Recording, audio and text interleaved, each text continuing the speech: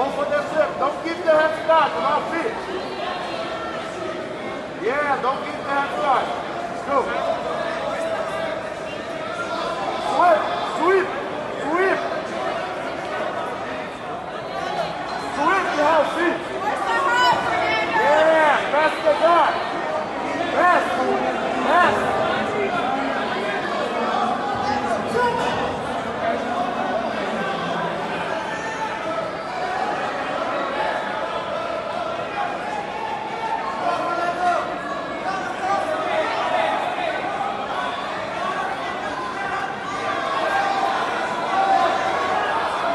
These lights, go!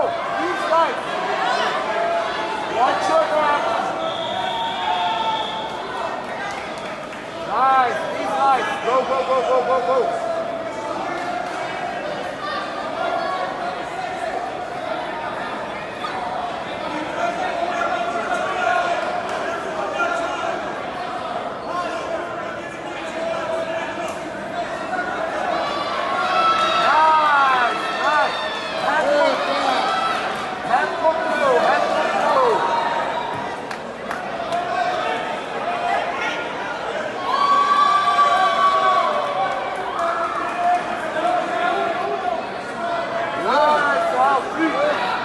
Good job.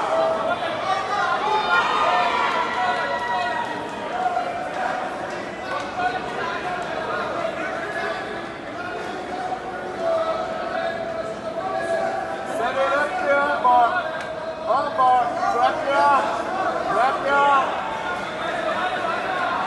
Drop down. Drop down. Yeah. Grab your wrist.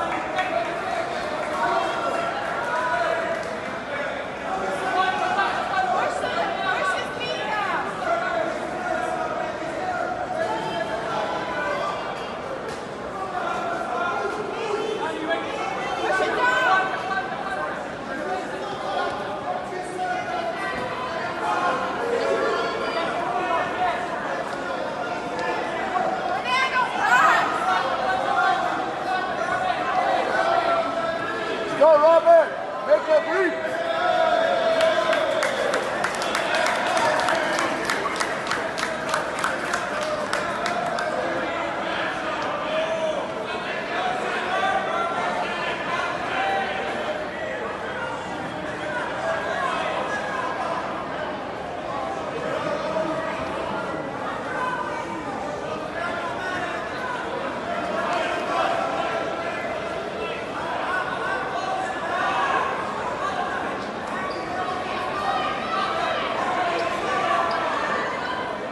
Go all feet, grab those arms, let's go. Yeah. All feet, grab the arms. The top one, the top one. The top one. Grab your collar, yeah. Come on, let's go. Let's go. Step over the head and go, all feet.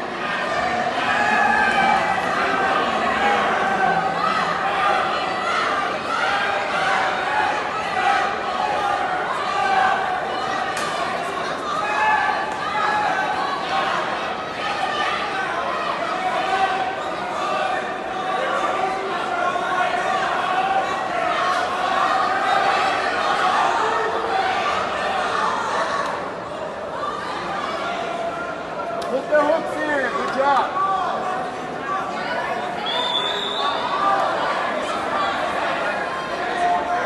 Set up the grip, let's go.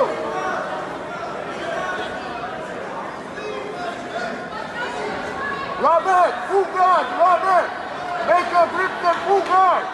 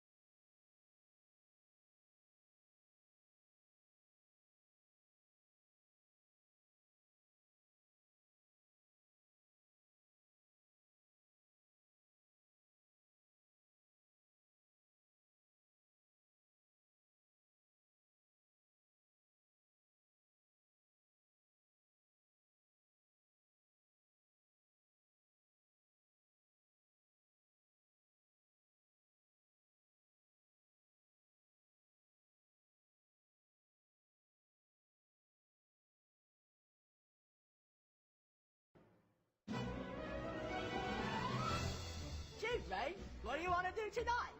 The same thing we do every night, Pinky. Try to take over the world.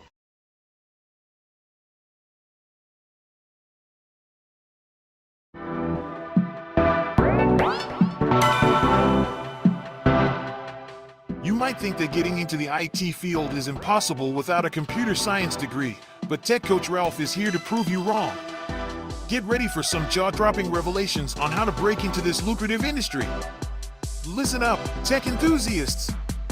Are you ready to break through into the IT field, but feel like you need a computer science degree to make it happen? Think again! Tech Coach Ralph has some exclusive, mind-blowing secrets to share with you. Get ready to be blown away by his jaw-dropping revelations on how to break into the tech industry without a computer science degree. So get your notepad ready, because Tech Coach Ralph is going to change your life forever. Buckle up, because you're about to embark on a journey to success in the IT field.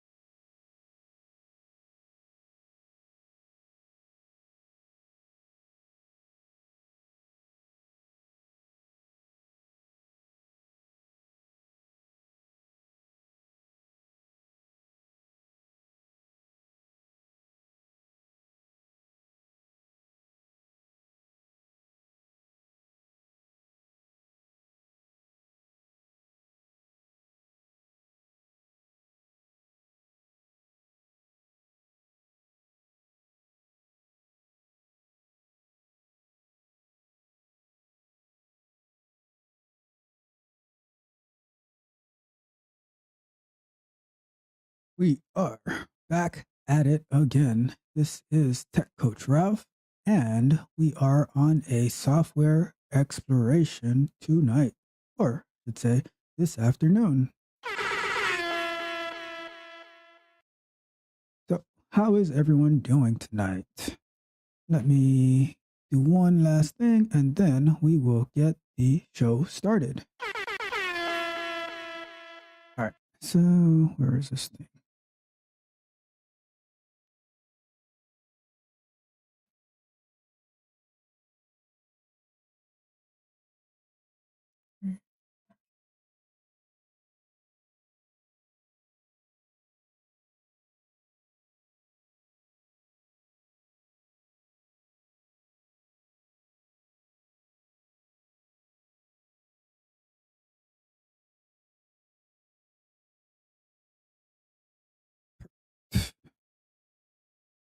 And I will do this.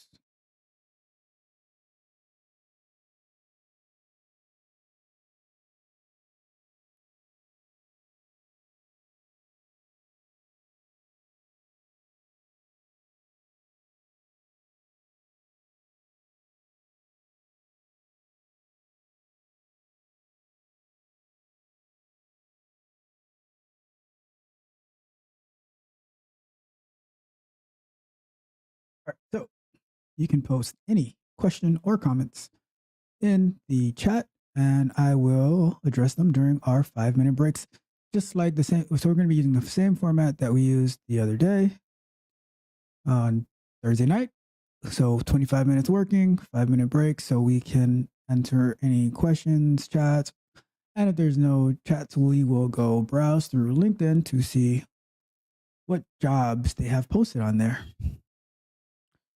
So let me do one last thing.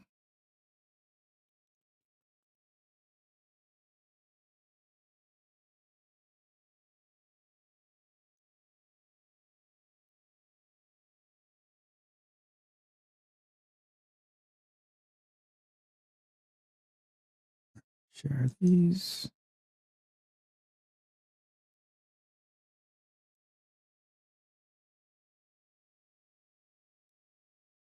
All right. So what is on the agenda for tonight? So tonight we will be going over Selenium-Wire on the AWS EC2 with Docker. So configuring Selenium-Wire to work on AWS Dockerized Selenium Grid. So we're going to need our AWS account. We're going to set up an EC2 instance. And we're going to install, actually, no, I'm not going to set up a new EC2 instance. I'm going to see if I can use the one that I did before. If you need to see how to set up that, I will pop the video here or here, wherever it shows up.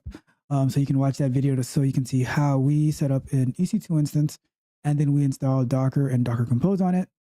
But I do not want to spend the whole time working on that, and then you don't really get to see the purpose of this live stream. So the purpose of this live stream is on that EC2 instance with Docker on it, we want to add a Selenium Grid on there, and then we want to import our code from GitHub that has our Selenium-Wire on it, so that we can run. So we want to configure the EC2 instance so we can run Selenium-Wire, similar to the way that we did it when we were running it on our local install of the Selenium Grid. So might not make much sense now, but once we get into it, you will see.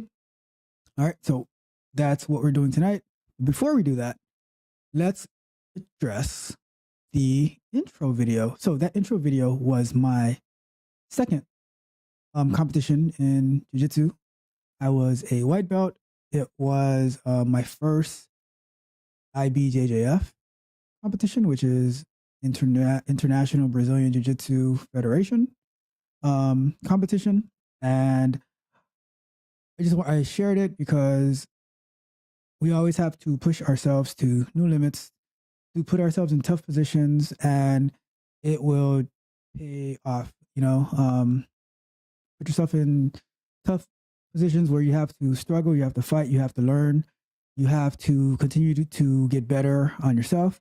And once you are able to do that, you're going to see things differently.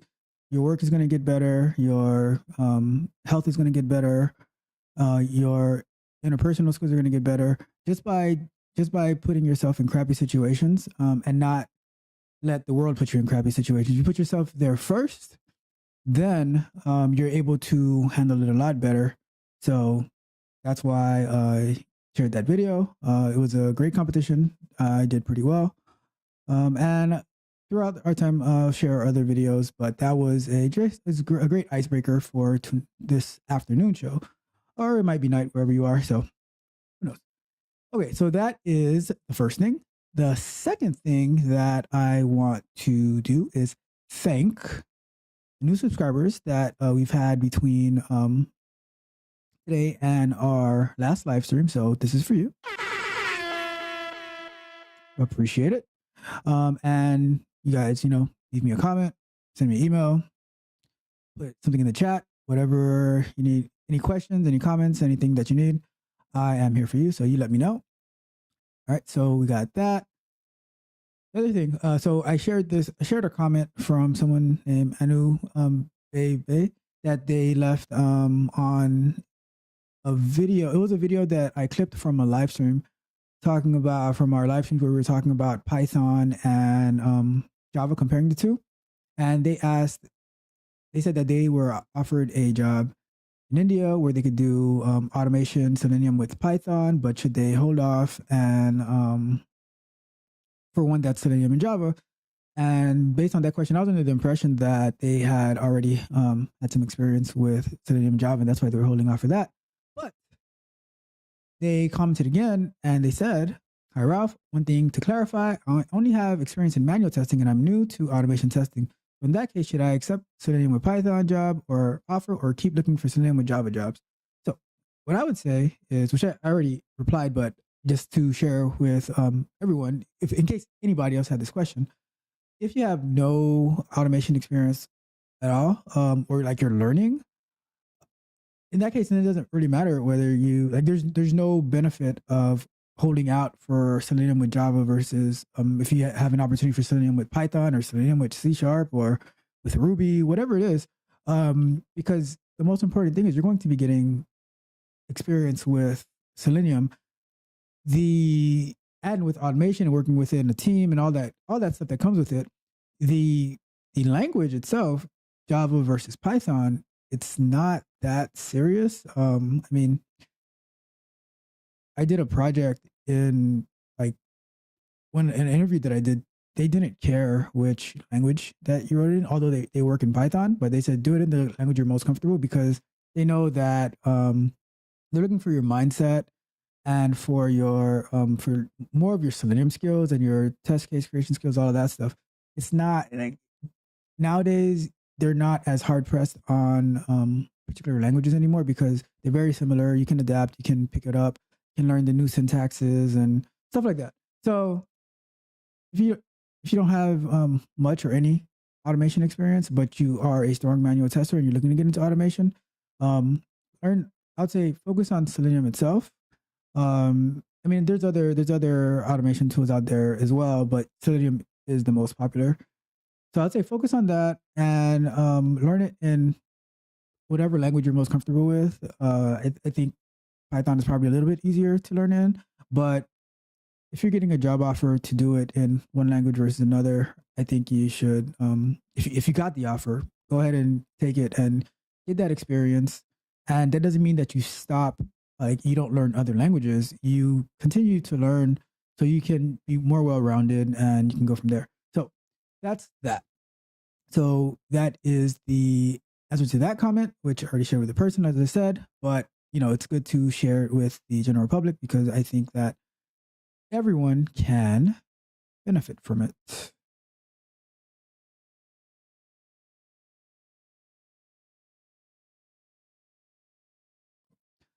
All right. Now we move on to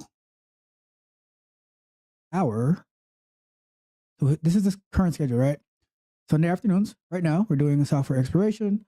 Lately on the Sundays, it's been kind of more of a QA infrastructure type thing where like the tools that we need. So although there is a lot of, there's code involved and there is Selenium, but it's more of an infrastructure that we've kind of been doing. And I think probably going to be the same way we're going to push it forward next Sunday. But Sunday afternoons, software explorations, right now, more infrastructure based for QA.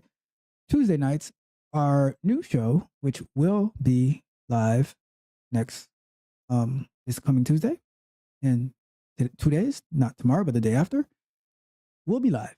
Promise you, it will be live, not pre-recorded. There had some technical difficulties last week. I apologize for that, but we are going to get it right. So we are going to do our Q&A session. Let's talk about it. So you can ask questions live on the show or can leave a comment, can send me an email. And then I also source questions from other locations, whether it's on Facebook, Reddit, whatever. And we're going to have a Q&A session, 5 minutes per question, 5 minutes more or less. But we're going to you're going to go from there, ask and answer questions and have some fun. So I think it was a great show that was last Tuesday, and I cannot wait to do it again. That might be my favorite time of the week to talk to you guys. And then we have our Thursday nights, which are software explorations, but more from a code base, which that might be changing soon, but we'll figure it out. When I'll let you know when the time comes. And our pre-recorded content schedule, our main content schedule, which is like new content. We have candid conversations on Mondays. On Wednesdays, we have our software explorations, which are more guides and tutorials. They're not really. I don't want to do them as live streams because I can focus a little bit more on creating these guides and these explorations. And then Friday, which is probably my favorite show, is the Bug Bite, our Tesla Up in Flames show that I released on Friday.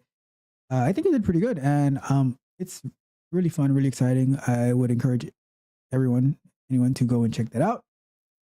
And then we have shorts and additional content like clips from live streams and stuff that are coming out throughout the week. So look out for that. There is something for everyone. And whatever it is that I can do to add value to you, let's do that. I'm going to do that. Lastly, like the video, share the video, leave me a comment, send me an email, subscribe to the channel, and let's have some fun.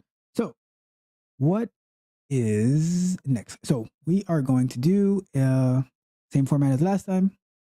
This time, we're going to have a little bit more. We'll do 20. We'll stick with the 20 minutes. 20 minutes on 5-minute breaks to address any comments and to check any jobs on LinkedIn. So, where are we now? So let's see here.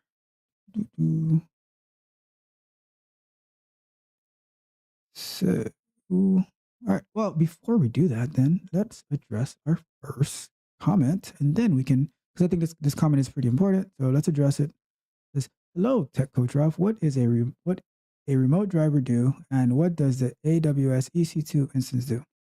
Good question. So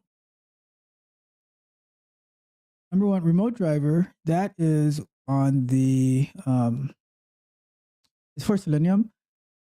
It allows, so if you've seen some of the Selenium work that we've done prior, we've done it locally where it opens up the browser on our computer. So it'll open up Chrome and then it'll go through the steps on the computer on Chrome. What the remote driver does, it allows you to run the test somewhere else. So it can run it in a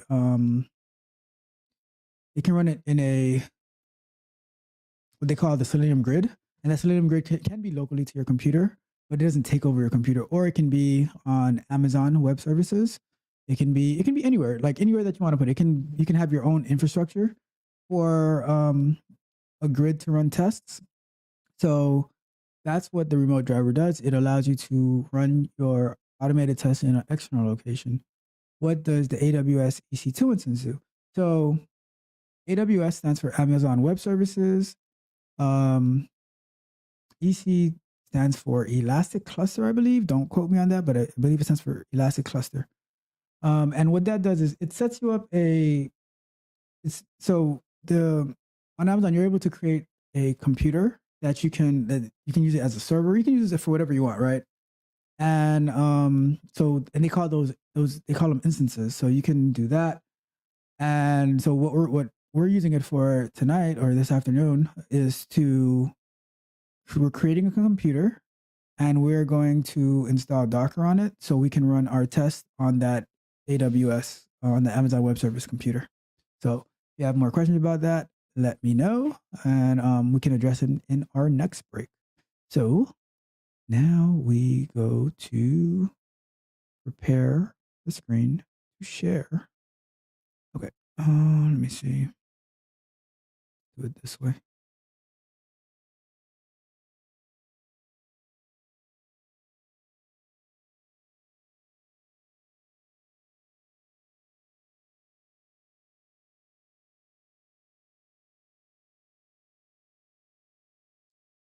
I should have been more prepared. Get this working, and we are good to go.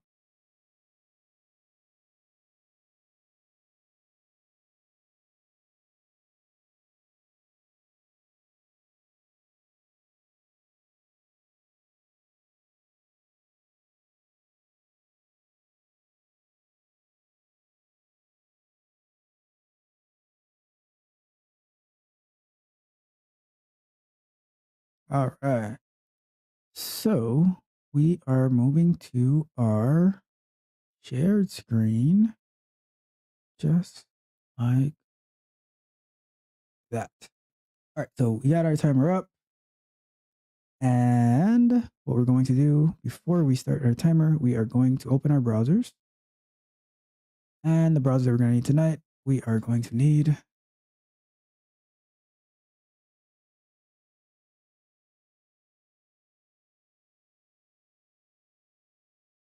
one of these. And we are going to need our PyCharm, our trusty PyCharm.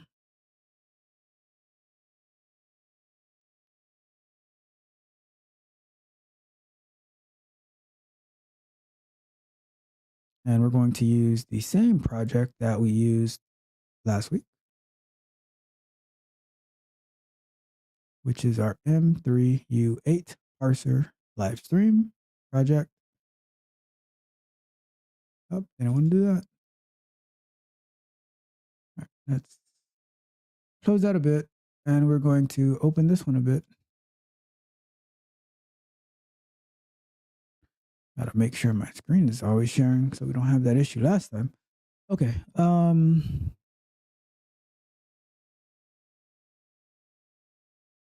Let's see. All right. So, quick recap. Let me start the timer so we can get on our way. 20 minutes. Perfect. Quick recap. So last week we had set up the we set up our Selenium-Wire so it could use its proxy to go through the so it can set up a Docker, it uses a Docker container to, uses a Docker container of Selenium Grid so it can run the test there. But right now that's running locally, so if we wanted to do it, our computer would always have to be on and everything like that. The problem with that is you don't want to rely on your local computer to do these things. You need, your local computer is for development, whether it's like software development or QA development, whatever it is.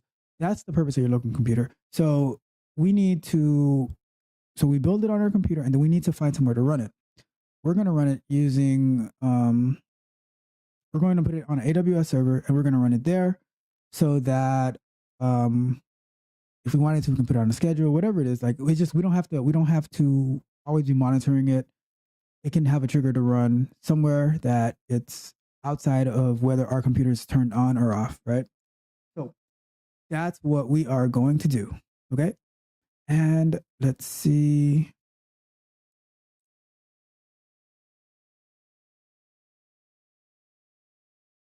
Great. So this should be the updated branch with everything already on GitHub. So what we have to do, we need to, number one, go into AWS console to turn on our EC2 instance. If I can't log into the one that I created before from that video that we did, the pre-recorded video, then I'll just have to create a new one, which I am hoping I do not have to do that. But it is what it is. We're going to figure it out, and I'll go from there. So, whatever. If you have any questions, let me know. But we are going to get it. And you know what? Let's get some energy. Please offer me your energy. I ask of you, please. All right, that's what I'm talking about. Let's open up a can of cold coffee.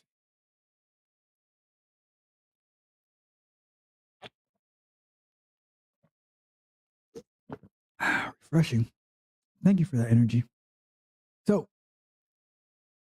without further ado, we have 17 minutes left and we have our recap out of the way. We are good to go and get started. So, okay, we're going to go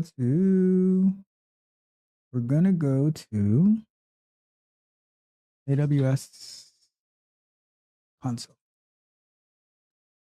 All right, so here we go. AWS Management Console. Put this over here for a second to log in.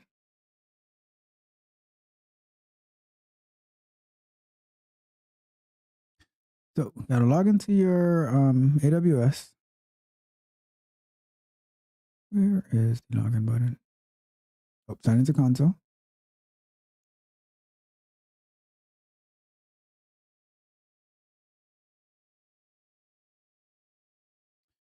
Need my two-factor authentication. That reminds me of a bug bite story that I will have coming out soon, where the company got hacked and it cost them about $5 million. It was 75 Bitcoins at the time. That was really expensive. And they didn't have two-factor authentication and they got locked out of their systems and they had to pay the money so they can get back. It was a major company as well. So it's very important to set up two-factor authentication when you are using these things because so many bad things can happen. So many people that are very malicious out there. So here we go.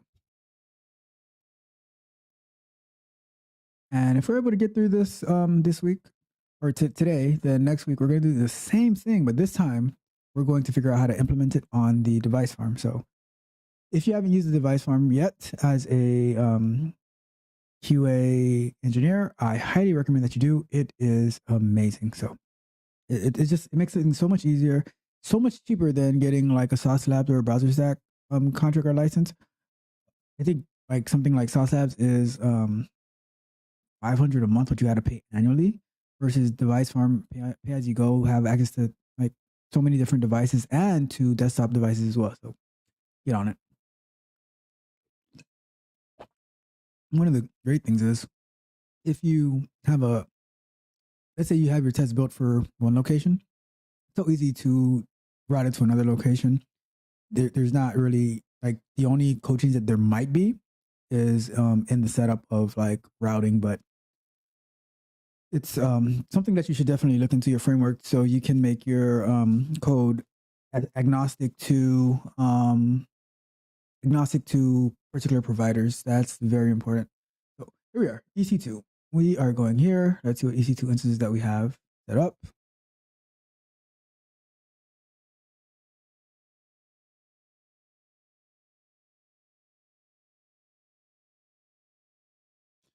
So we are going to click on running, which you don't have any running now, because if I did, I would go crazy because all that money that I'm wasting.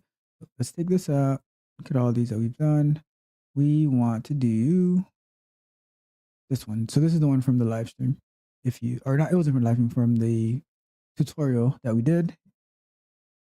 If you have not seen it, I really recommend that you go and you watch it. We're going to do the action to start instance.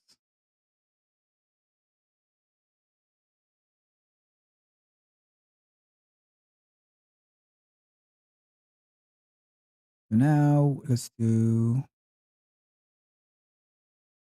running.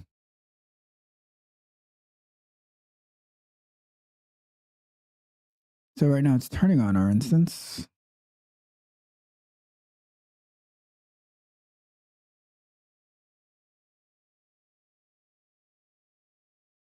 And something that we're going to have to do in the code. Actually, no, we don't have to do it. I was thinking of, and that's why it's good not to have it hard coded, because we can do the Docker part where we turn on the Selenium Grid inside our EC2 instance, and we don't have to do it. We don't have to do it in our code here. So good. We'll just have to update some of these things right here and go from there. So are we up and running yet? Let's see. Yep, we are up and running. So let's see. Can you see it? Let me see. Close that. So here, right here, it shows that we have our EC2 instance running. Turn this way. Okay. This way.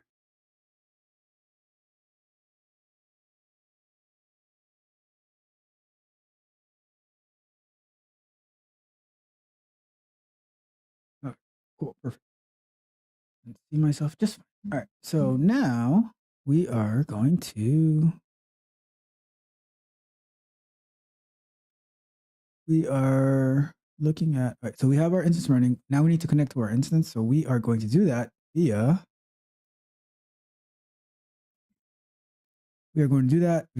terminal. Get a terminal window up and running.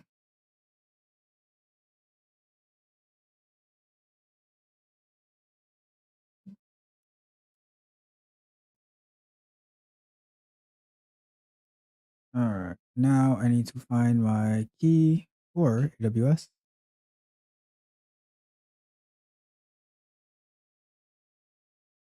And all this is on the video, so let me, if you've never connected to AWS, I think and I think with like, if you get a, when you sign up for AWS, you get a certain amount of free use to use on like a particular tier, which would be, it's so useful, so you can get familiar with working on this infrastructure and this technology. So like if it's free, why don't you make the use of your time to learn it, you know? Let's see. Let me find where I have this code. Not the code. I need to get my key. I need to find it.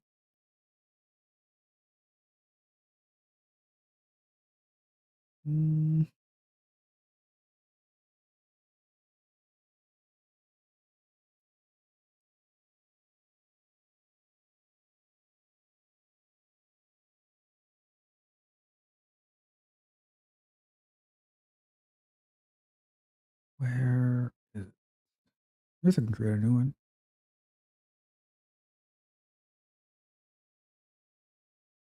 Oh, there we go. So it is, okay, I got it. So we are going to cd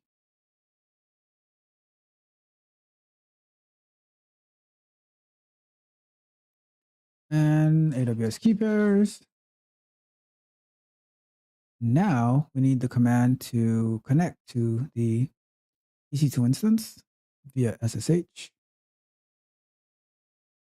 Do I remember it? I do not. I was trying to see if I can remember it. I do not.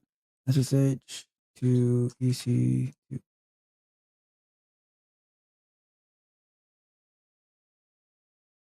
Okay, so many. All right, so let's look it over here. I think that's the one I need right here. So let's go here.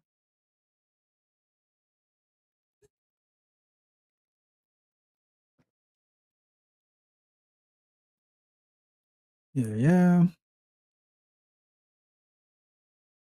Where is my code?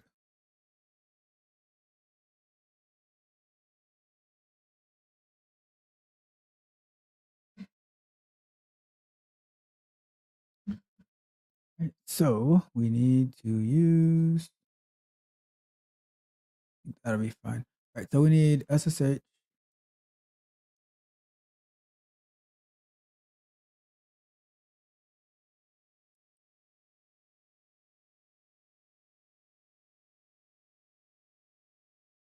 That's right, SSH-I. Oh, I don't remember the file name.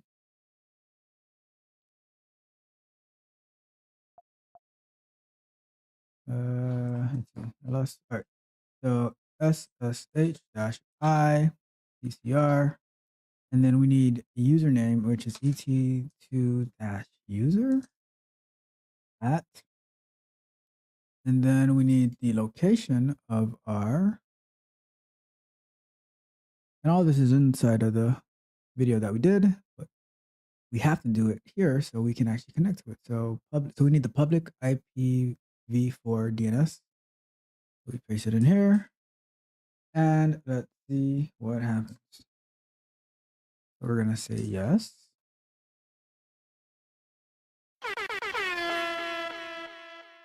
I'm talking about. So we are inside. We're connected to our EC2, and let's see if we have Docker's turned on. Yep, Docker's already running. So let's see Docker PSA. So all we did was install HTTP bin on it. So what we're going to do is we need the same command that we used to start. So two things. Remember that on Mac and PC, you didn't need to pass that host command for Docker. So it can be able to connect to the host, but on Linux you do, and this EC2 instance is a Linux machine, so we do need to be able to do that. So what we're gonna do, we are going to set up. We're going to set up a Docker container for the we're going to set up a Docker container for the Selenium Grid, right? So let's go get our Selenium Grid. or Selenium-Hub, something like that. Let me see. This should be good enough. And there's so many tutorials out there. Like a lot of stuff that I learned was like following these guides and tutorials. So, you know, that's how you learn stuff. That's how you get better. So, I would highly encourage you that you spend the time do this. Okay, don't don't expect somebody to do it for you or just to be given an opportunity. You have to create your own opportunities, and that starts by putting in the work. All right. So let's see. I did something.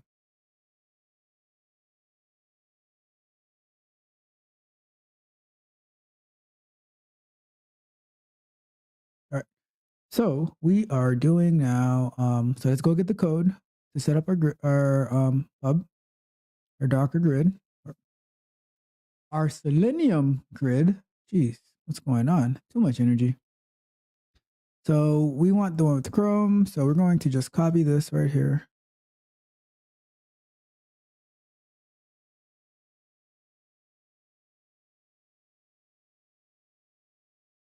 Copy. Oh, well, you know, something that I can do as well is creating a Selenium grid that has Firefox and Chrome on it, just so we can, not doing that today, but that is something that we can do, which would be pretty cool. So we are going like that.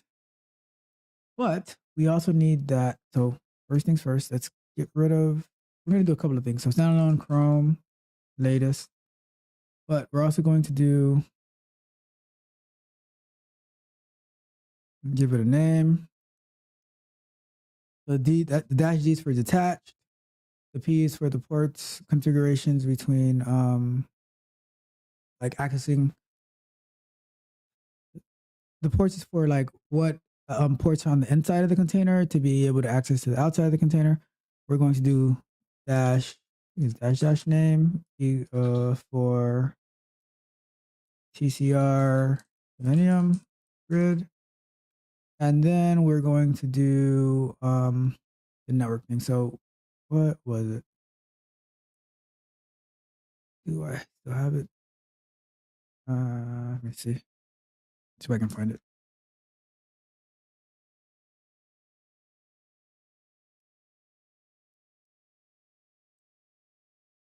Let's see.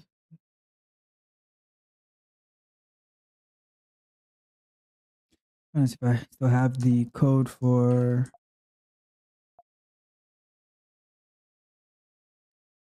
Let's see if I still have the network thing to share too. So.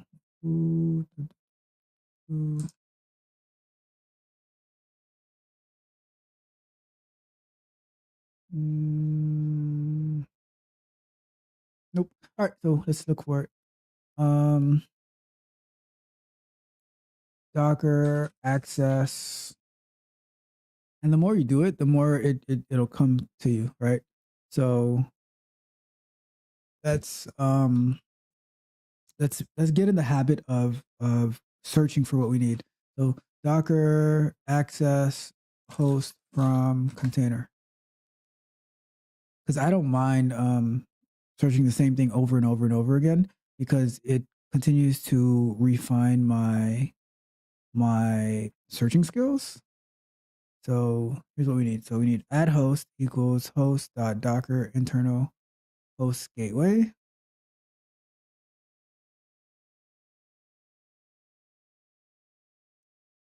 So let's add this to our code here.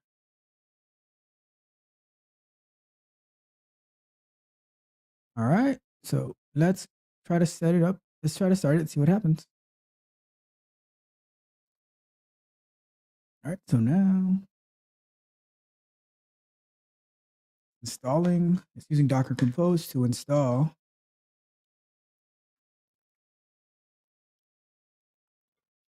Actually, no, it's not using Docker Compose. It's just using regular Docker run command. If we're going to use Docker Compose, we'd have to create a Docker file or a Docker Compose file and put it inside of the repo, and then we could control it that way. But we just want to get this up and running right now, so let's do it that way.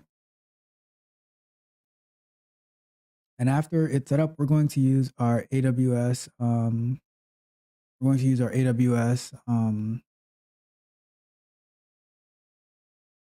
URL so we can see if we can access the grid. So let's see. We're going to copy the public DNS. We're going to paste it in here, and we're going to do 4444. Let's see, because that's the port that we have. That's the port that we. Lunch break. Oh, on that note, we're time to take a break. Full screen. Get over here. So here we go. We are setting our timer for 5 minutes. Let's see if we have anything.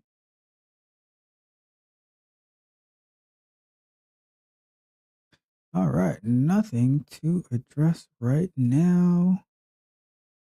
Remember, on Tuesday, we have our live, and I say live, Q&A session with, so where any questions that you might have, any comments that I received, any,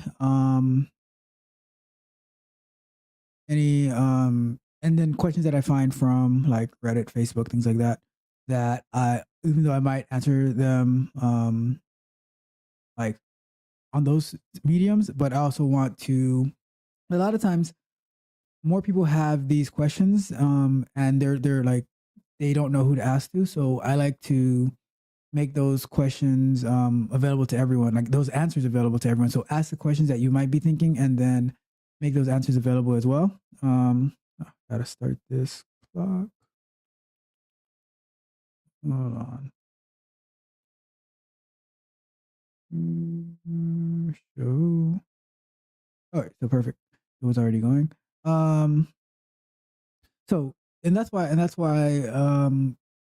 I came up with the show, because like the questions that I see like on Reddit, it can be useful to so many different people. So I wanted to make that available to be able to answer it in public. And yeah, so I think that it is a great opportunity to tap in with a seasoned veteran senior QA engineer, and you know, things that you might be wondering that maybe I can provide assistance to you. So come join us on Tuesday night for our live Q&A session, where I can answer your questions and give you some insight. And I think that show is very fun. So tune in for that. All right. So while we are here, let me pull up LinkedIn.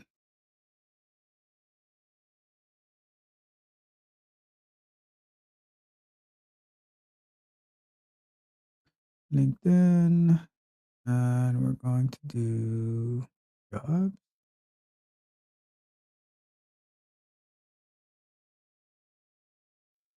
And let's transition back to here. So I'm going to expand the screen.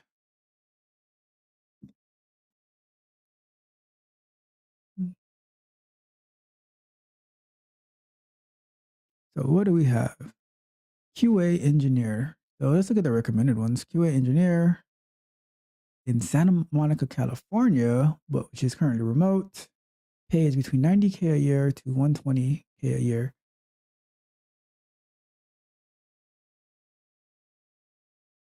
So this position is, let's see first. Oh, it's Tixer. All right, Tixer is a leading ticketing technology company and exclusive partner with some of the largest live and virtual events, festivals, and venues, monetizing through event ticketing, merchandise, food and beverage, and hotel hospitality for passionate fans around the world. So what would we be doing in this position as a QA engineer? So it reads, as a QA engineer, you will be part of a growing team that is building the most exciting live event technology company on the planet. You will report directly to the head of QA and will collaborate directly with the CTO. Software developers, designers, product teams, salespeople, client service, product owners, and other senior team members to solve problems and deliver the highest caliber product to our powerful and influential clients. You will have the benefit of extensive autonomy to explore and innovate for the betterment of our products. Cool. Let's see.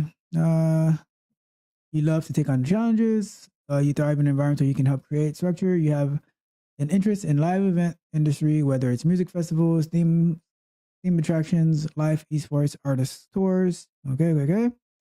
And it's 100% remote with an option to work from our Santa Monica office located on 3rd Street, Pomegranate. Okay. Most of the teams on the West Coast are a lot of autonomy. Okay. So responsibilities, here is what we're looking for. Participate in the development of the QA pipeline and perform hands-on. Get a move on, back to work, chop, let's go. Come on, get a move on. Back to work, back to work, back to work. Okay, I see. So, as I was saying before I was so rudely interrupted, so I just finished reading the responsibilities and then we can get back to it. So it says, execute test plans and checklists to verify the functionality and performance of new features and services, create test cases, record test results, generate detailed findings and bugs, work with the engineering and cross-departmental team to identify test requirements, diagnose issues discovered during the testing phase, create, maintain, and execute automated tests for web, mobile, and APIs, learn and adhere and improve QA processes, work independently to solve problems with minimal supervision, become well-versed and understand the full Tixer software stack, support all employees by addressing questions or concerns in a timely manner, foster a quality culture. That's pretty cool. All right, so once we, on our next break, we will, we'll get back to answering, or we'll get back to going through this job description. Sounds pretty cool though. So let me fix myself here. All right, cool. Go back and forth between the two. All right, cool. So let's get back to work as the boss said. So I'm gonna leave that here. We were here. So what we were going to do before we took our break was to try to see if we can get to the Selenium Grid by going to the EC2 public URL, which is right here, public IPv4 DNS, and see if we can connect to it. So let's go.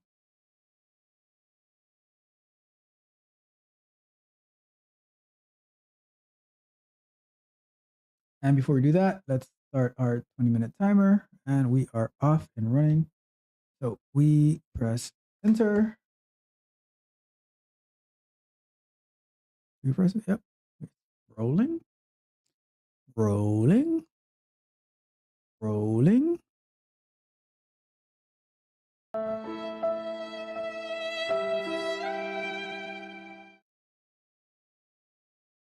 It's not working. All that work that we did and it's not working. What are we supposed to do?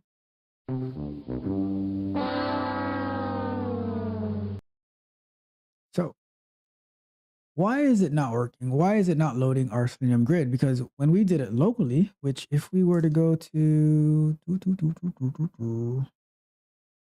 if we go to, we are on the server for this one. Okay, so what if we did, over here. What if we copy, so as you can see here, it's trying to load it, right? I'm gonna go like this right here. And then we're going to do,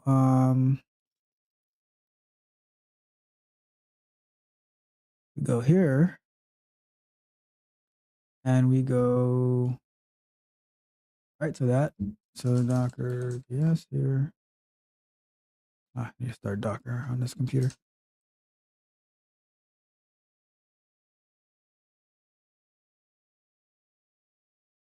So I just turned on Docker.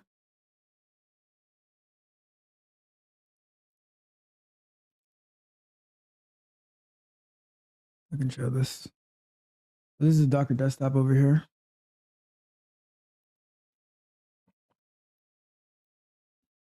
what I want to show you is we started locally.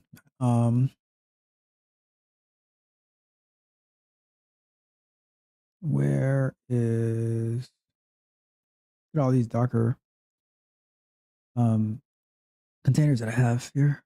So we're looking for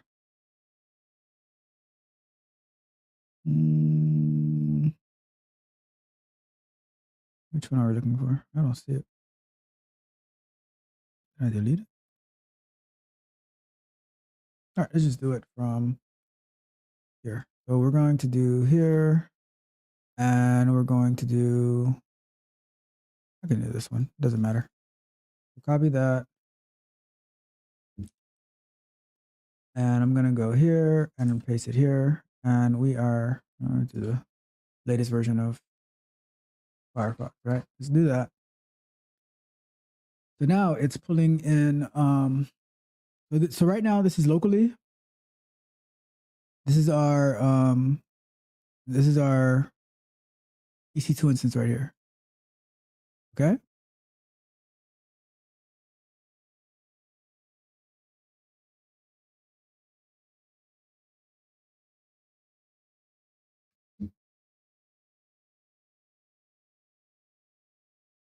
And what am I showing you? I'm showing you like the same command ran locally and ran in the EC2 instance, the two different results that we're going to get. Right.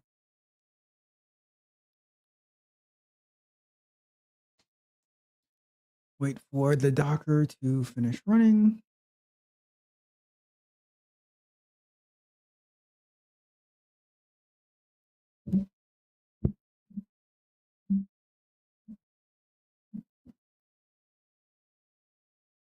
So it's setting it up. I should use Chrome because I already have that set up, but it is what it is.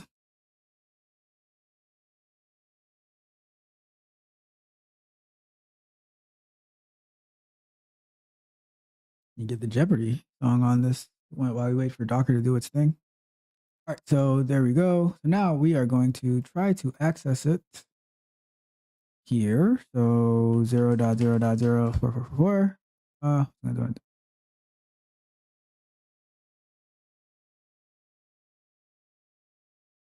Well, that's not what we expected. Oh, hold on. And where is my other one? So we want the design manager.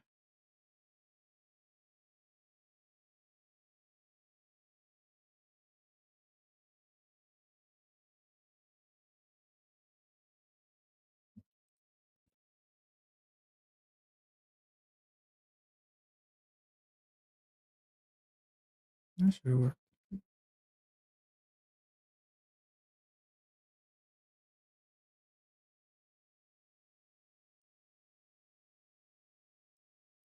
Do the other one instead.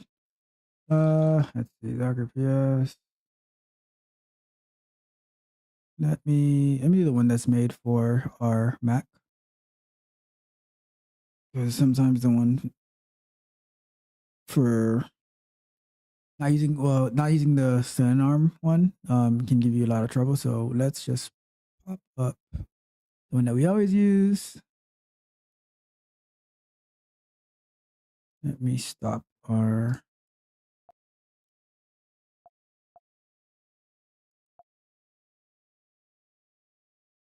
Jesus. I don't know what's going on with this thing. Let's see. Okay. So we are going to do, what are we doing? We're doing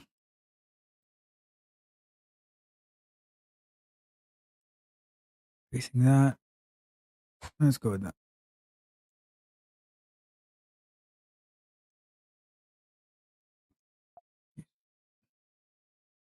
We are doing, I probably copied the question mark in there. Yep.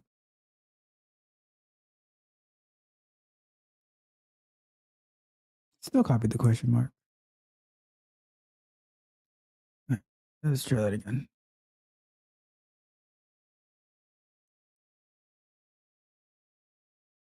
So let's do that.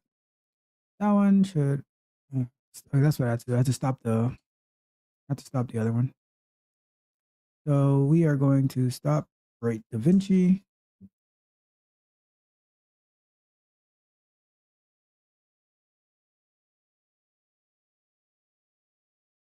And we're going to start. We're going to do that Docker run again.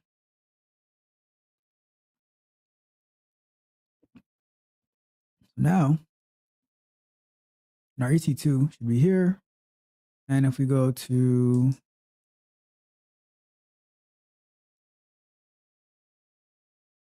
what happened to my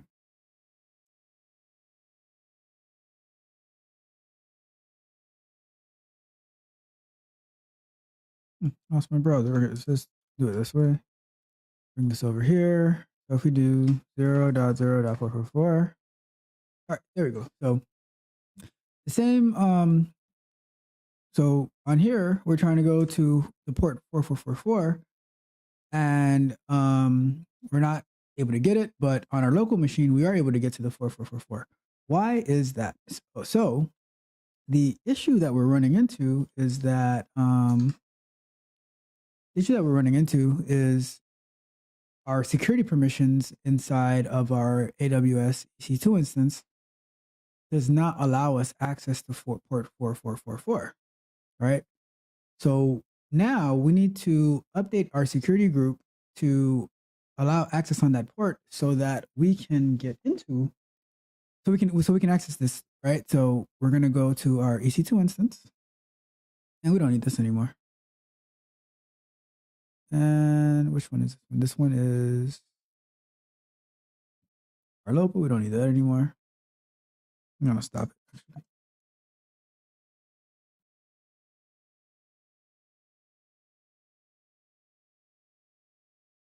Sure. So what we're going to do, oh, I need this. Have this up. All right. Okay. So what we're going to do is go into our security. So right here. And let's zoom in a bit. So if we're looking into our security, notice that the inbound rules are only on port 80 and on port 22. We are trying to access the server on port 4444. So that is not going to work because we're not giving it access. So what we're going to do, we're going to go to the security group over here.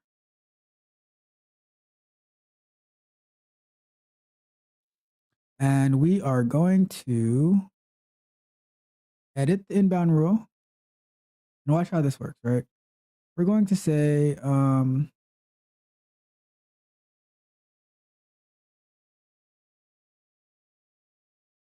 add a rule, custom TCP, port range 4444.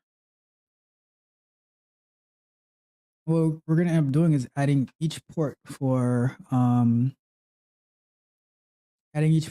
that we did in our setup. So if we look at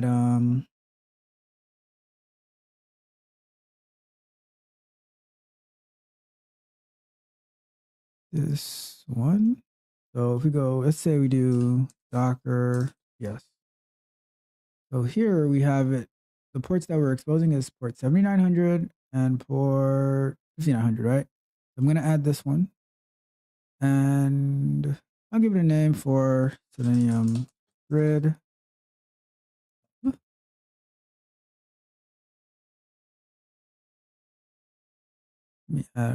So let's start with that one, right? Let's do this. And this one will say from pretty much. So in this part right here is where you can say what can access this. But for this, we're just gonna do all of them, right? This is not a tutorial on setting up an EC2 instance and like the security groups, because that would not be me to make that tutorial. But this is so you can see how you can use it, right? So let's save that. And now, if we go here, Let's see if it's gonna work.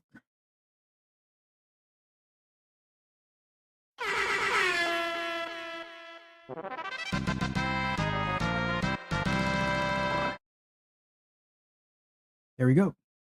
How about them apples? So we now are able to access our Selenium grid on we're able to access the Selenium grid on from anywhere, right? So what we have right now, we have our Docker running on our EC2 instance, and we're able to access that Selenium grid on the browser from wherever we are because we opened up the IP address, or we opened up the port of 4444 where Selenium grid is being served, right? So with that, now what we're going to do is, let me see. The next thing that we want to do, we want to look up our GitHub.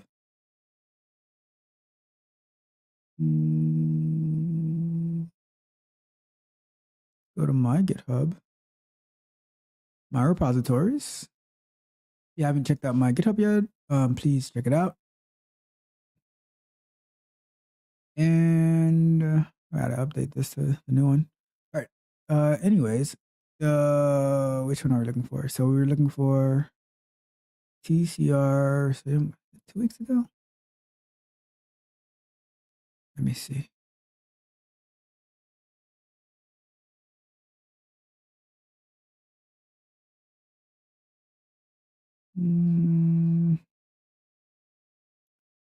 What am I looking for? Let me see. UR branches. I don't think this is what I'm looking for. All right, hold on. Let's see if we have this code on GitHub. Git push.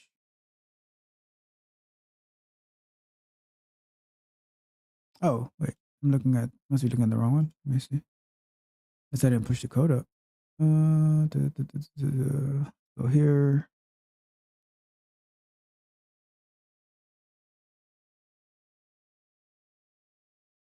Repositories. Check. Let's push this up. Push.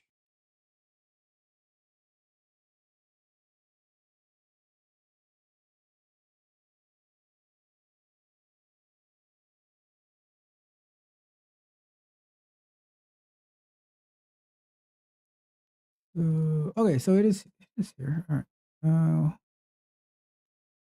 I don't see my branch. All right, so we are TCR.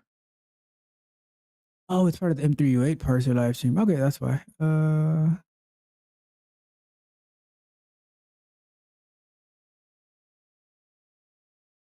Let's see.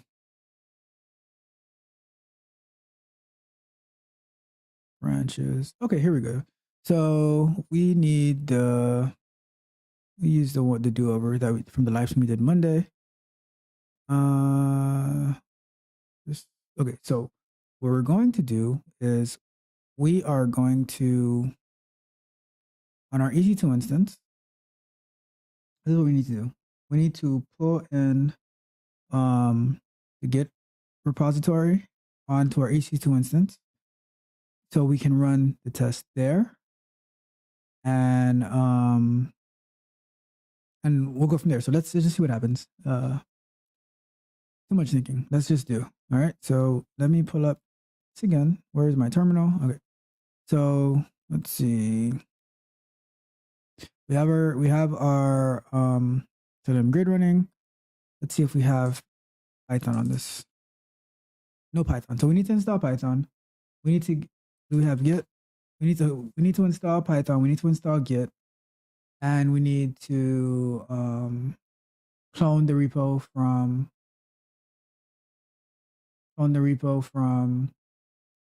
GitHub in order to run it on our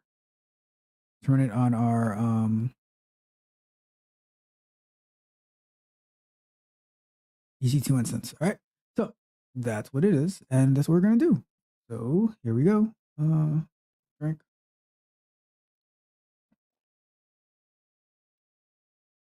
Okay, so let's do it.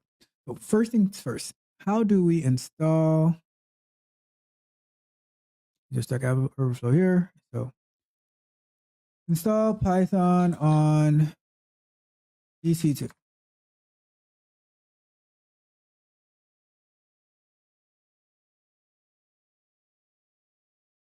And believe it or not, like companies, they want you to know this stuff, but they're looking for incredible Googlers, right? If you can Google pretty much anything to find solutions, then that's like you're way ahead of everything. So get your search game up. All right. Get your search game up. So let's install Python. So let's say so inside here, we're gonna follow this guide over here, sudo app get or app update. Typos.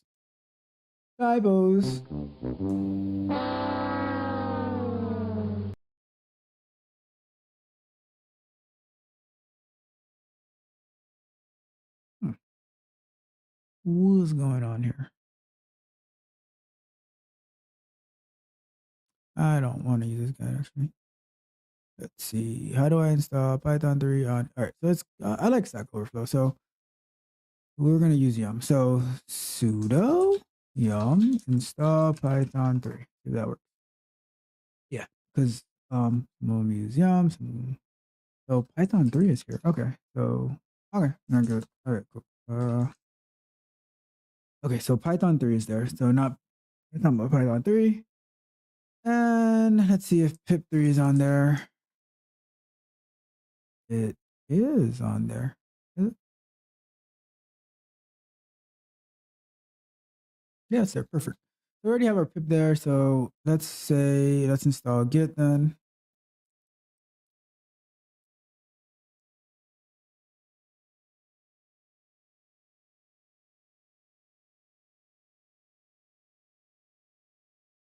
Right, I'll use the first one.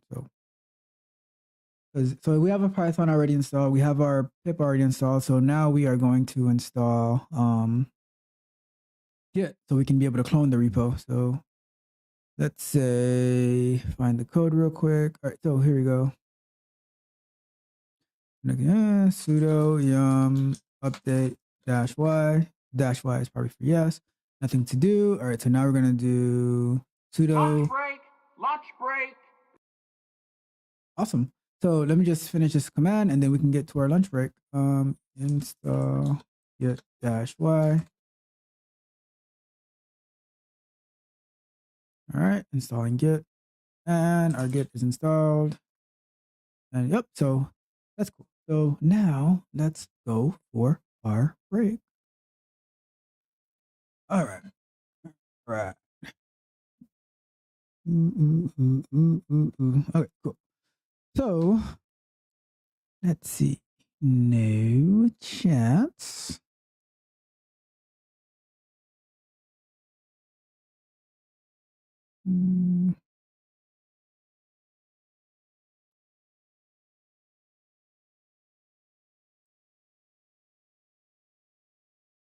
All right.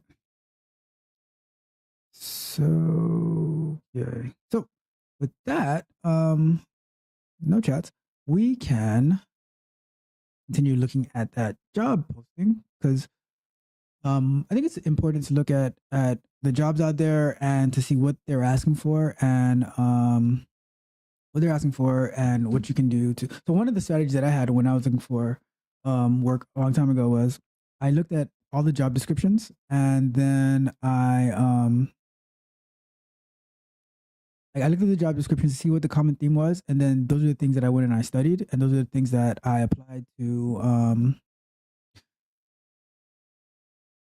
Those are the things that I studied. Those are the things I practiced, and I zoned in on those to say, okay, they like I got to get the things I didn't know. I need to get better with Maven. I need to understand like the unit test better, the JUnit, all that type of stuff. And I use the job descriptions and job postings as a guide for myself to get the skills that I need to get the job that I want. So you can like follow a course, but if you don't look at what the jobs that you want are actually asking for, then how are you going to know what you need to do? So, timer. Okay, cool. So how are you going to know what you need to do? So that's why I like looking at these jobs, and then you can see where do you match up against their requirements. So you know what you need to work on, and you know that you know what skills that you have. You know how to polish your resume based on the things that jobs are asking for, so you can stand out in the algorithm that matches and recommends jobs. And also, like when we have recruiters from these companies who are like looking on LinkedIn and everything like that for people, then like you closely align yourself with what these jobs are asking for. So I think what I'll do one of these live streams is, or maybe I don't know how I'm going to do it. Maybe it'll be live stream or pre-record, but I'm going to go over my resume so you can see how I structure my resume, why I have things in certain positions, and then maybe that can help you with your own resume, so that you can be more marketable to companies and employers and things like that. So I'm thinking about how I want to handle that and go from there. So let's continue looking at this job posting. So let's go here, let's go there, let's go there, and I'm going to camera. Okay. So we were looking at Tixer. And let's expand the screen a little bit more. Let me zoom in a bit too. Zoom in some more. Okay, so we were here. So, okay, responsibilities. Okay, did we finish this? Yeah, we did. All right. Required qualifications: 5 years of experience as a software quality engineer. Demonstrate knowledge and understanding of software testing methodology and best practices, experience in creating, maintaining, executing end-to-end automated test suites for web and mobile web native, experience working in an agile Scrum environment with agile management tools such as Jira, Pivotal, Tracker, or equivalent ALM tool. So I'm gonna stop on this point real quick, right? Here, this is important. So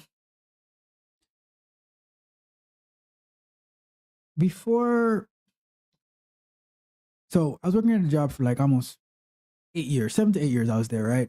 And they didn't use Agile or anything like that. So I didn't, like, I had heard of Agile, but I didn't know much about Agile. When I was ready to leave that company and I was looking for jobs, and I kept seeing Agile, Scrum, and everything like that. What I did was I went, like, in addition to like learning more about it, like reading articles and stuff, I signed up for a course that was called Testing in Agile, which explained the Agile process to you in more detail, like all the roles being like the developers, the QA, the Scrum Master, the product owner, and like the roles, the ceremonies, and everything like that. But then it zoned in on how to be a test, like how to be a test engineer or a tester in that environment, and what's your role is as a QA tester or engineer, whatever that role that you have, but how to be effective in that position.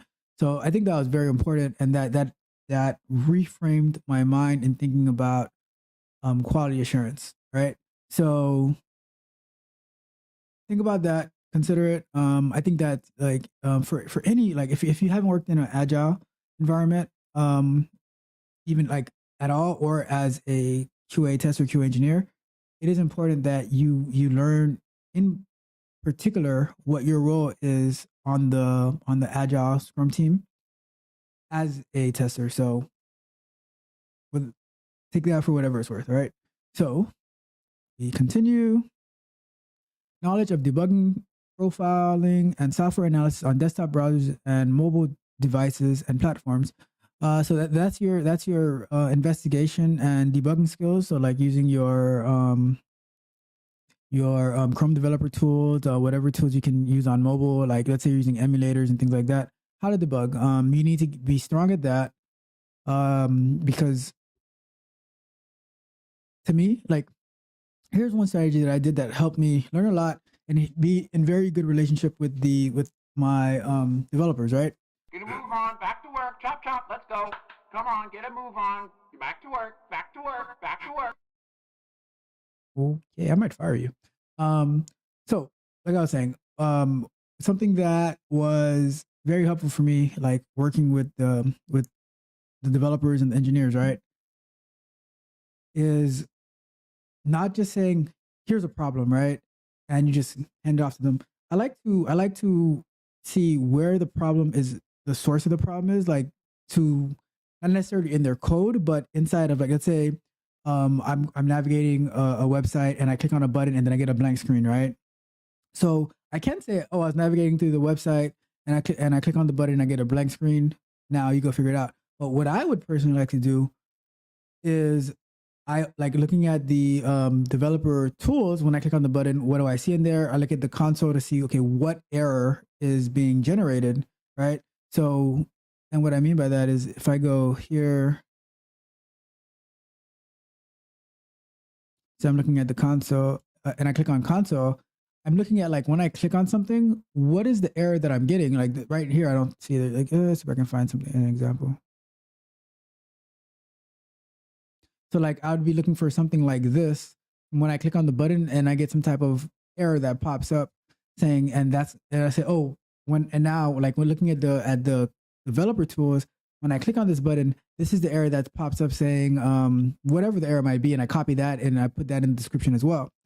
That way, they're appreciative because I would like that, just that little extra step, so they can have a little bit more information, so where they can go to fix the problem, right? So, and then to me, I think that, like, when I'm able to provide that information, when they're working on the same type of situation in the future, they can look into it a little bit more, and it'll help try to prevent making that same mistake in the future. And that's my goal, right? I know some places, like, they like, oh, how many bugs are you reporting and everything like that. I'm not of the mindset that you should be reporting a lot of bugs. I believe in preventive care. So if you can help the engineers catch things before, like, catch bugs before they actually introduce them, then it puts us in a better place, because the goal is the ultimate goal is to have bug-free software. I don't think anybody should pride themselves on how many bugs that they can find, because I think that you are doing a disservice to your team, because reporting bugs and fixing bugs, it technically wastes time. Like, it's important to fix it, but if you can prevent it and catch it ahead of time, then you have more time to actually work on the things that matter and introduce new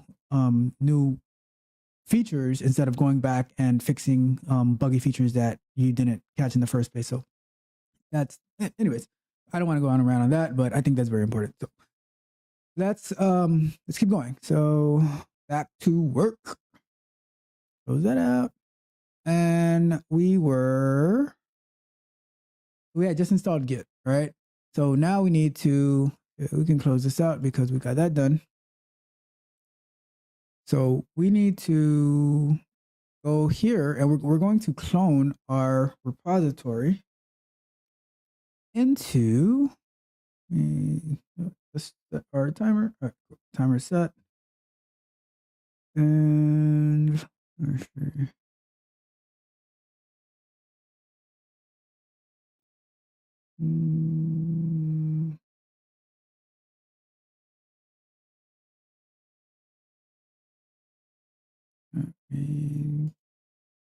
check something real quick, and we are good to go.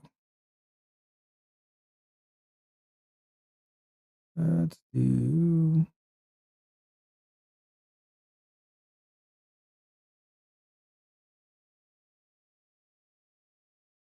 All right, perfect. So what are we doing?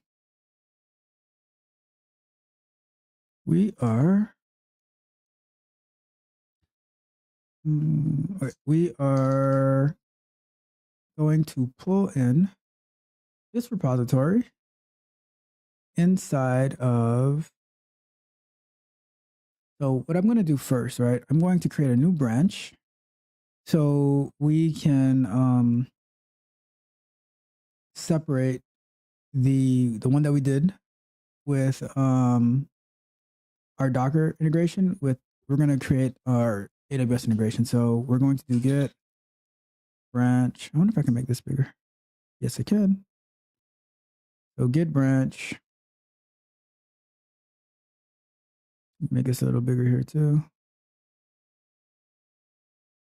Git branch. And let's do.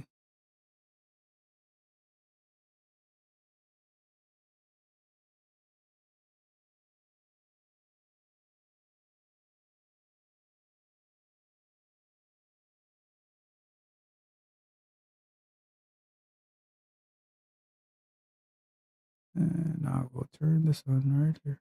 Just like that. Oh. Well, so much for that. All right, cool. So what we're going to do is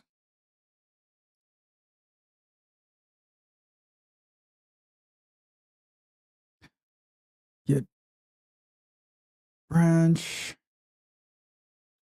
and we're going to, or I'll do git checkout B, and we'll name it TCR AWS EC2 Selenium Grid integration, and we will do it. All right, so let me get rid of this.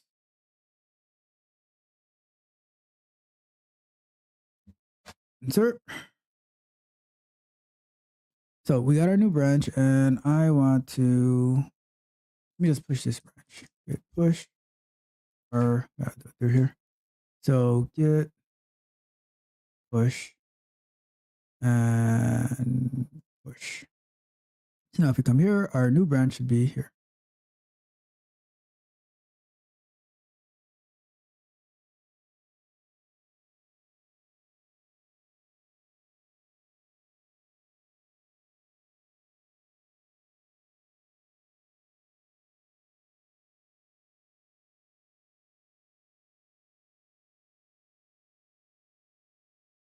All right, so now what we're going to do, we're going to go into our, so let's first get it here so we can clone it. And view our branches. We need, where's my branch? Let's see.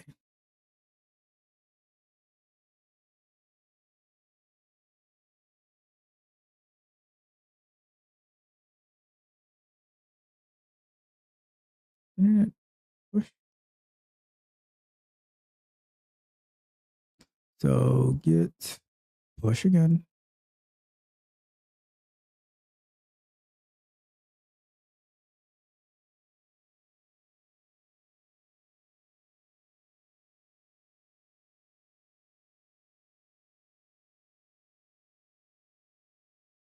All right, let's try that again.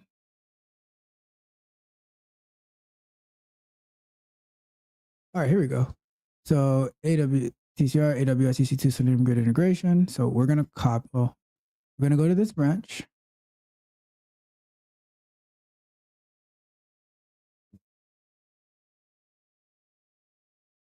And we are going to go to code, copy this code so we can clone it. So we're going to go to, now we're going to pull up our terminal that is connected to our EC2 instance.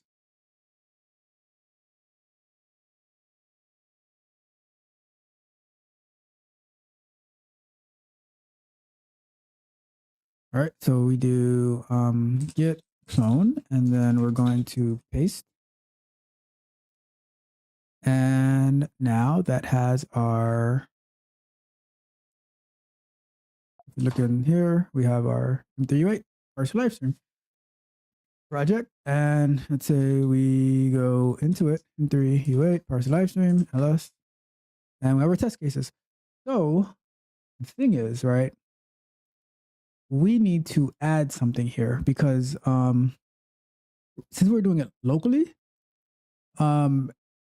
we have all the stuff that we need, but and remember we installed it via the Python packages, but in order to be able to set it up on our EC2 instance to be able to run, we need to create a requirements file, right? So let's do that.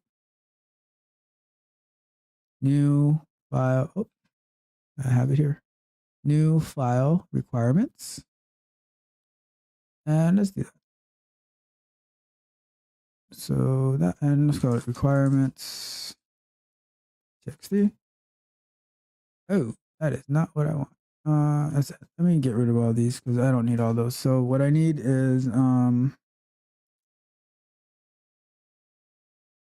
Selenium. And we need Selenium-Wire.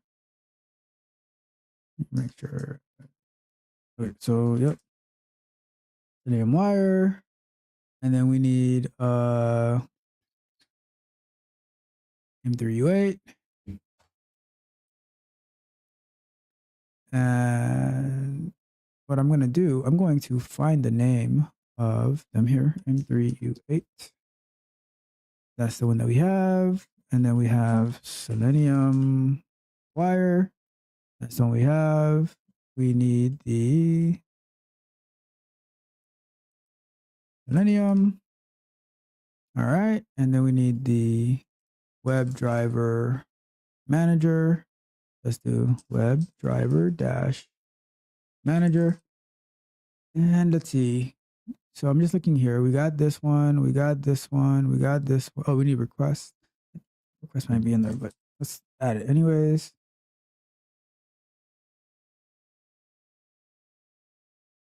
Whatever.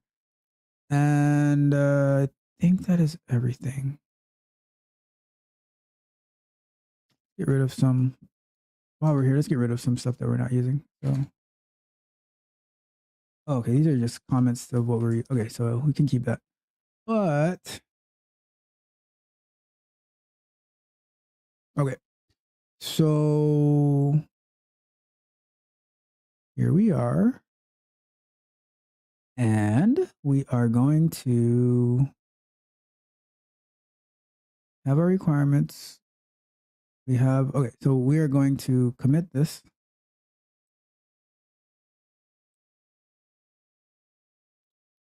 Git commit requirements, test cases, test flow grappling API. And then we're going to add a commit message of added requirements.txt file. All right. So here, and now we're going to push our code up to GitHub.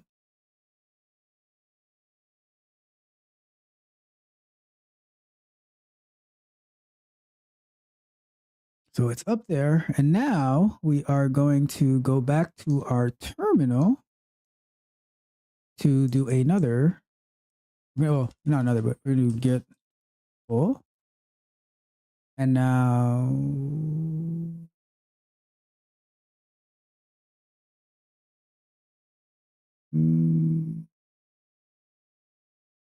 oh, I gotta do it. Wait, no, I did do it. Let me see. Let me just make sure. Git push. Thought I did it.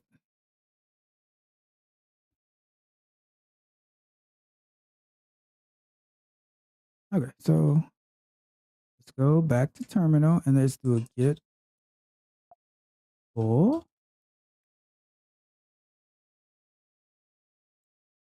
Weird. Let me see. So let's do. See, no, it can't, something's not right because it doesn't have my. Let me refresh this. So it has my requirements here.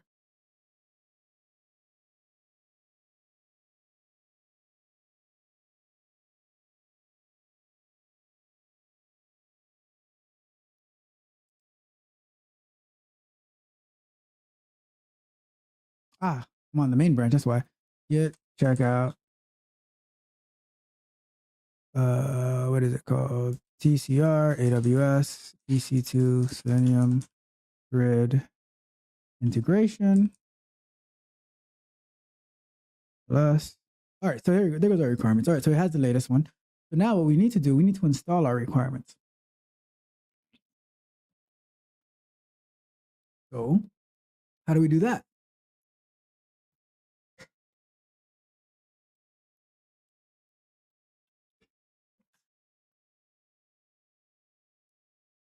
In order to install our requirements, we need to do pip, this is pip 3, install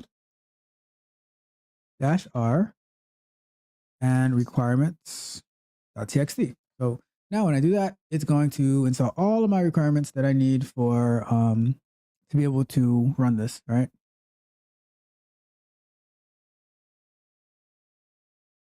All right, so we should have everything installed. And now let's try to, we have our Docker.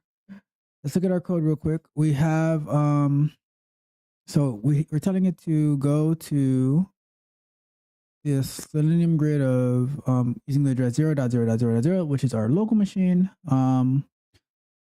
port 8091.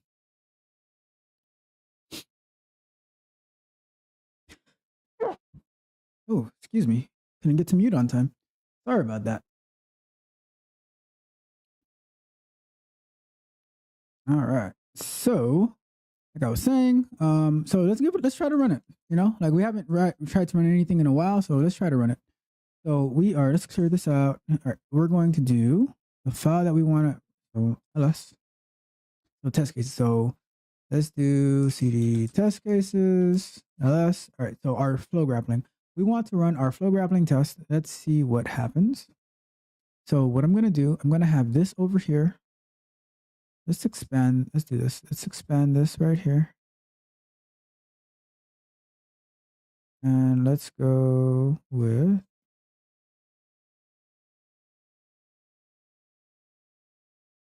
that.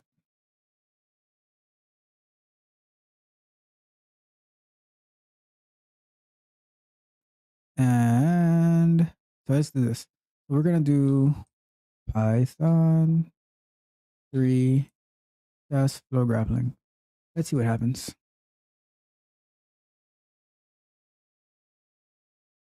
Oh, look at that. Something's happening. If I go here, am I able to get into it?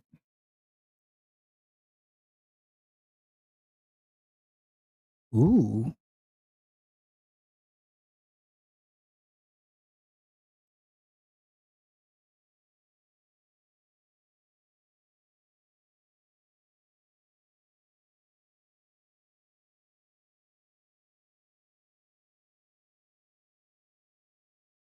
So let's see what happens. So we're able to see that it got to the flow grappling. Let's see what happens.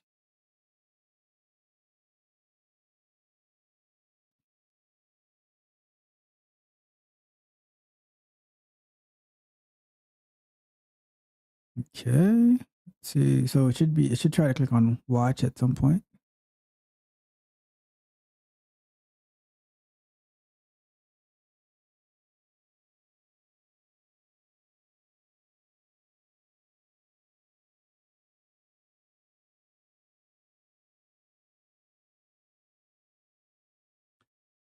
I have a feeling I know what's doing. Let's look at our code while we wait.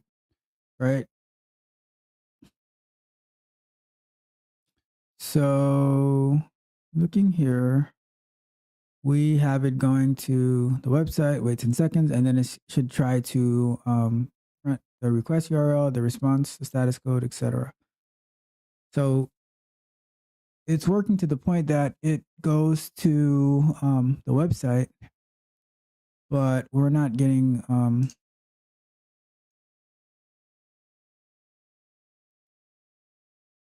but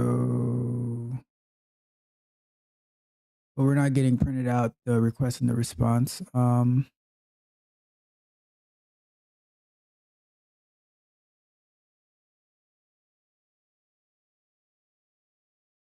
It's still trying to load. But I thought we had it in there, so it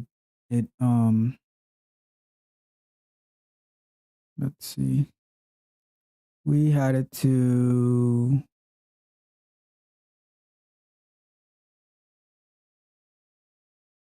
be eager, so it could not wait for all these little things to happen in the background. Could skip through it. But I'm wondering if it's getting stuck here because it doesn't know how to route the traffic that it's getting.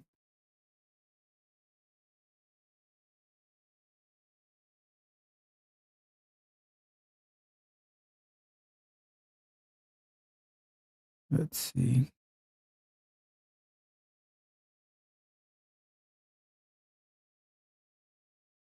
So what I'm wondering is, because you know that we have this port here, right? But if we don't open that, like the same way we had to open the port 4444 on our AWS or on our EC2 instance, do we need to open up that same port for our do we need to do the same thing for this port 8091 so that it can be able to communicate back and forth? Because the way that it's looking right now, it's like it feels like it's stuck, right? Because when we were doing it locally, it was running like with no issues. So what is going on?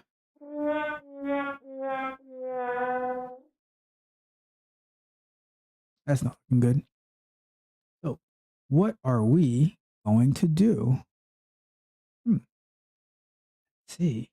What are we going to do? So let's go with, I'm going to stop it because, I don't know, it's taking too long to my liking. Let's go here and we're going to, I'm going to stop it. Let's see. If I stop it, let me see what I get.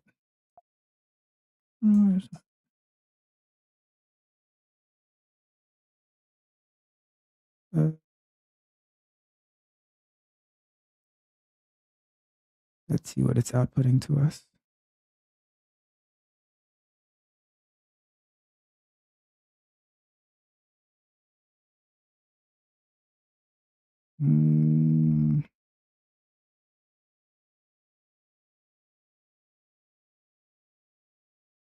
Let's see if it's going to stop.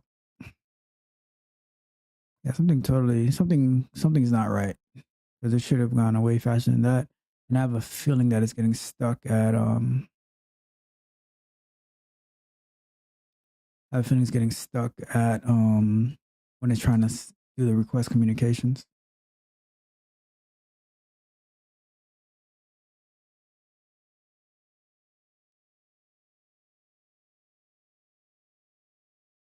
And it feels like this is, let me see something.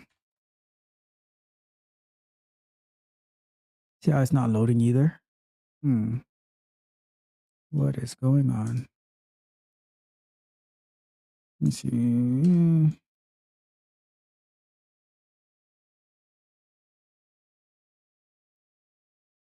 Let's see.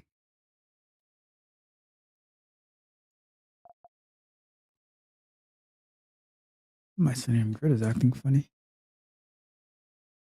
Yeah, it's not really loading anymore.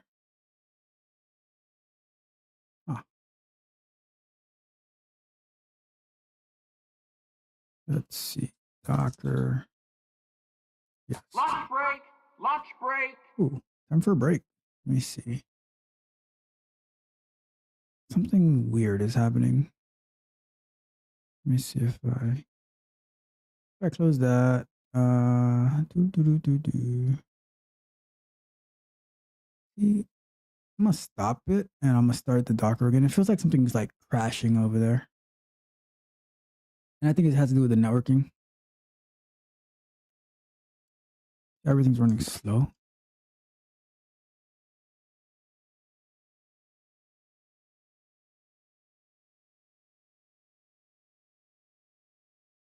Oh, we'll deal with it after break. So let's come back here and let's see that. Okay, cool. So we are getting through it. All right, so we are getting through it. And No comments. So let's continue reviewing our job descriptions.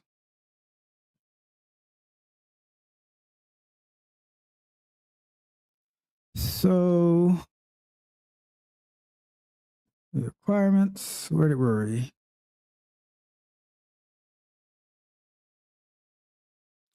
Able to prioritize and manage multiple projects simultaneously, proactive, positive, driven mentality that thrives in a collaborative team environment. This is very, like, you have no idea how important this is right here. Having that positive, driven mentality that thrives in a collaborative team environment.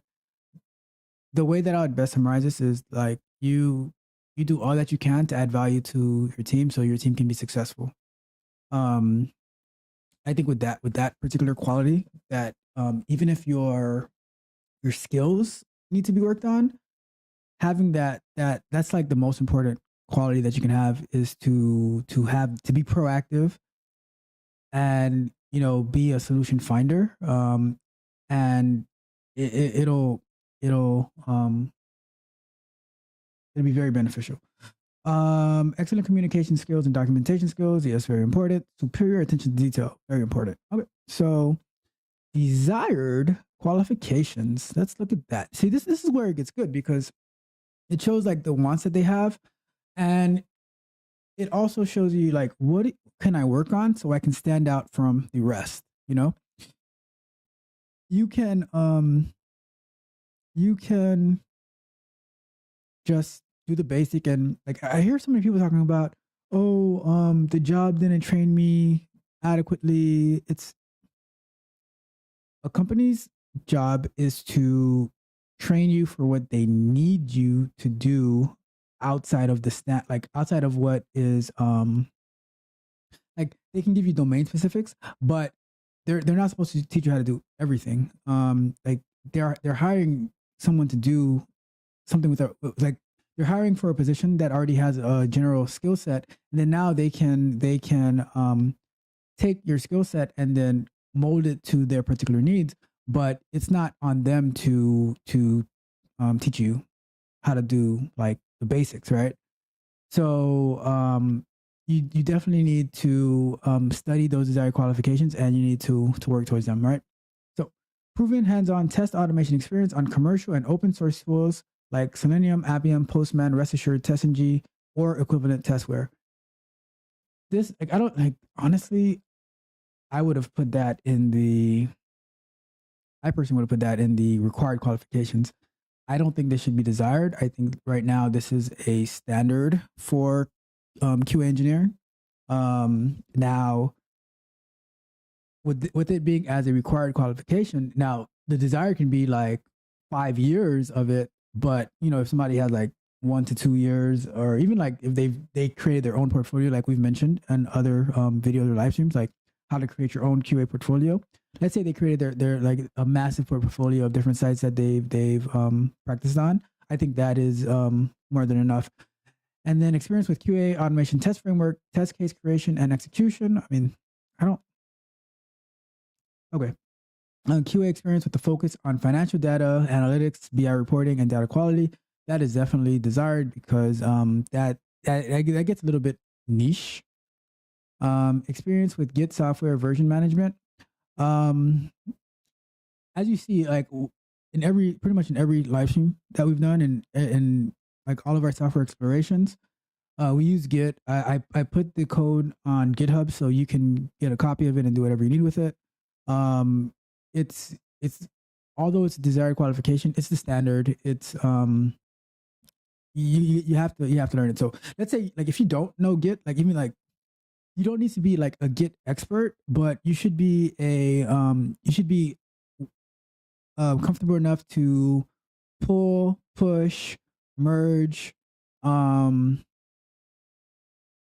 like adding or committing, stuff like that. You need to need to know the basics so that you can have your code in the repository, right? And then so like if you don't know Git yet, I'd say go find a tutorial so you can get very familiar with it, enough so that you can be able to work within use it within a work environment. Because like for instance, this company says a desired qualification, but I would say it's a standard. It's a required qualification across majority of companies. It's not that hard to get down with the basics of it. So I would suggest that you find a tutorial, find a short course that will get you in a good position. And I think there's like interactive Git training things that you can use to get familiar with it. Experience. Okay, so the next one's experience with CI/CD practices. So yeah, I can understand why this is a desired qualification. It is not necessarily a standard from like QA engineering. You could there's things like it can start becoming a standard. But I think that you can learn this and it's as continuous integration, continuous the development, continuous deployment becomes more popular, you're going to need it. So I would say start looking into it now, be ahead of the curve, right? So experience working in ticketing and live events, music, or entertainment industries. I mean, yeah, I can see how that's a desired quality. Get a move on, back to work, chop chop, let's go. Come on, get a move on. You're back to work, back to work, back to work. Pushy, aren't we? So yeah, I can see how like so this could be desired, but to have all of these requirements right here, maybe some of these, and for someone to have that experience, it is like that is harder than finding a needle in a haystack, right? And then experience with a variety of modern databases, relational, NoSQL, etc. I think that as a QA engineer, you should have some type of experience with databases. It might not be too extensive, but I think it's important learning about like databases and how to connect to them, do some queries and everything like that. And there are ways that you can do automated tests on databases as well. I think that might be a little more advanced, but if you can get there, it'll be very important. So on our next break, what we can do is go through the compensation and benefits, and then maybe we can move on to Pandora's senior automation quality engineer. But until then, we get back to work. So this thing is totally frozen. So why is that? Let's see what's going on. The life of a QA engineer, always troubleshooting and fixing things. And it's like my EC2 is going crazy. So let's say Docker stop. I don't even know what we named this thing. Oh my goodness, what's going on here? Docker stop. What was the name of this? I don't remember. Let's see. And I cleared it. Oh, okay, let's do this.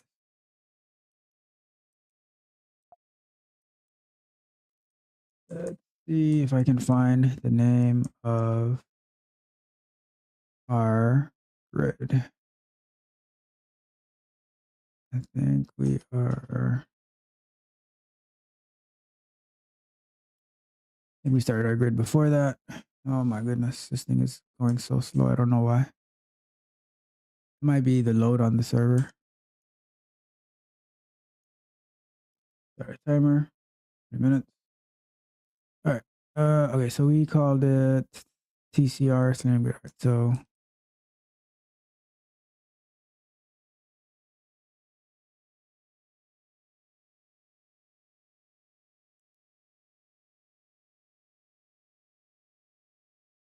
yeah, my goodness. How to find a way to stop this. Okay. Docker stop. TCR Selenium Grid. If I can stop it. If I can stop it, I think the server will. Maybe it's too small for it. I don't know. Oh, what's going on here? Okay, so let's see if this will work.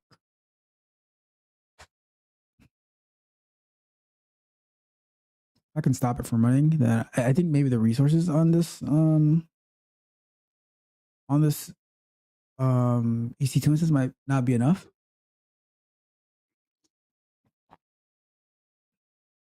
And if that's the case, I guess I'm going to always go in and upgrade it a bit.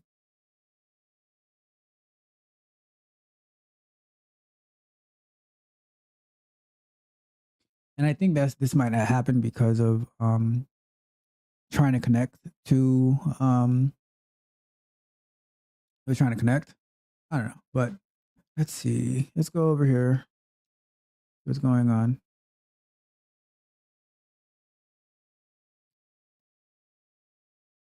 We got this, a security group.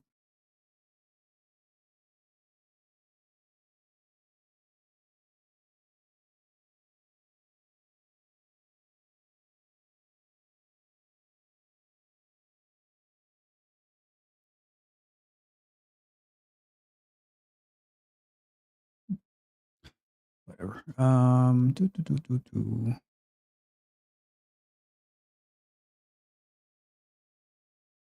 So let's go to EC2.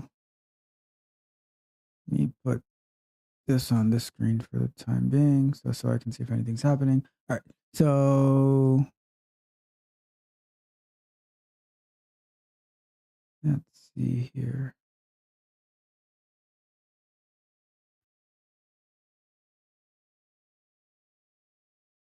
I am going to just restart it over here because I don't know what's going on with it. I see status check.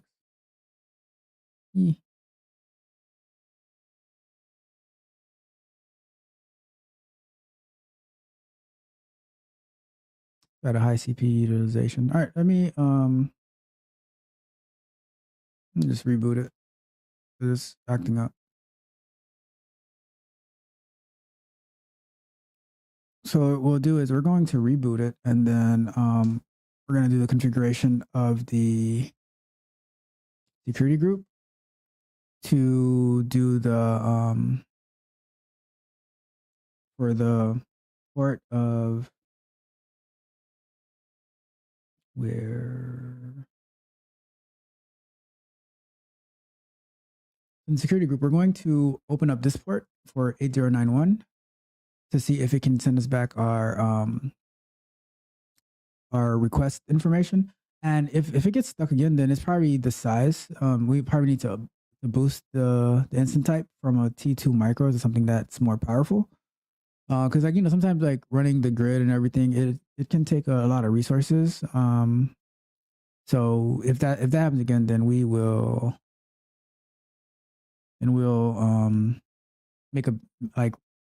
make a bigger instance or update the instance to be bigger, so we have more computing power. So, but first, let's go and update the security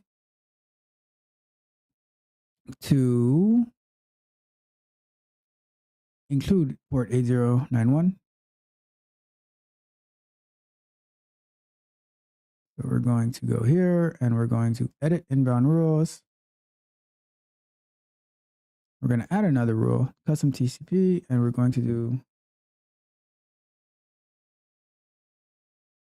8091. And let's say it does freeze again, right? What we can do at that point is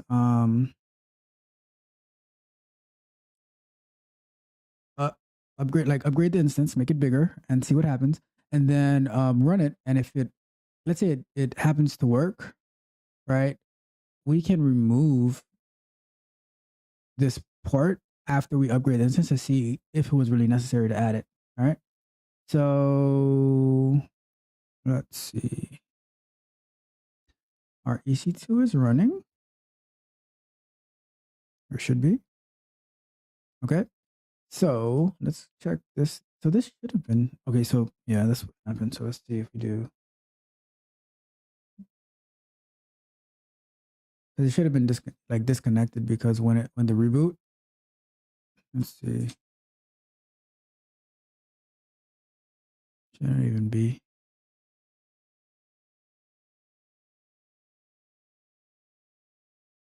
I think it's definitely frozen. Did it do the reboot? Let's see. What details do we have in here? Let's tell us how long it's been running for.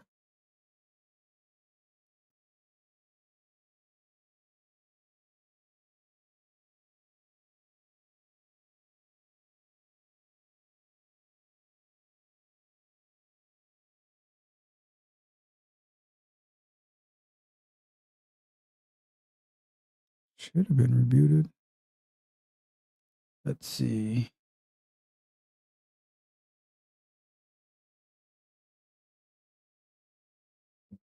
Yeah, it's disconnected. So let's do this. Let's close this out.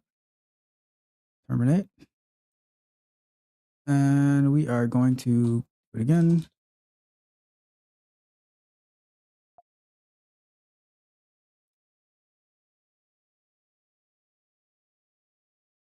Let's go here.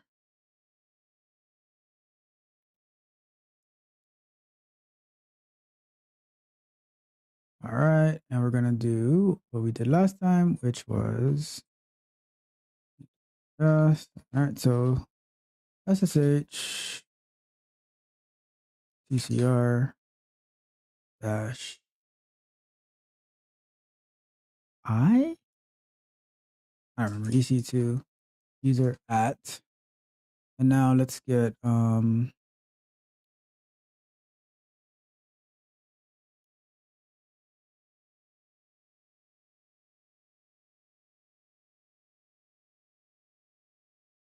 public DNS,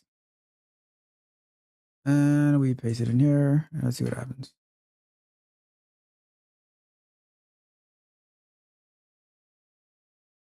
What did I do? Okay, so I think I need to have the dash I first. It's like I so rarely do this part that I never remember the order of the commands. So let's see, Docker PS. All right, so it did restart. All right, so let's start Docker PS A, and let's start our Chrome again. So we need, all right, so we're gonna, now that we have it already installed, we're gonna do Docker start, and then the name that we gave our container. And now we're gonna go into our live stream project and cd test cases, and then Python 3, no space, and we do forgot the name of the file. Let's see. So okay, so Python 3 test. All right. So let's see what happens. If it freezes, then we know that we need a bigger instance. So let's go to here. Let's see what happens this time.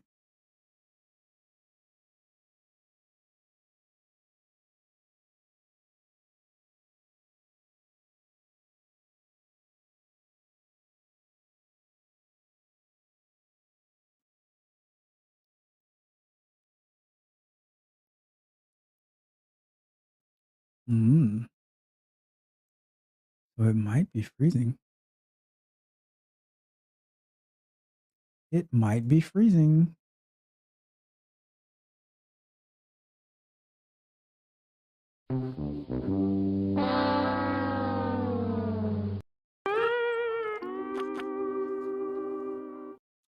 So with that being said, let's I'm gonna stop it. Let's see.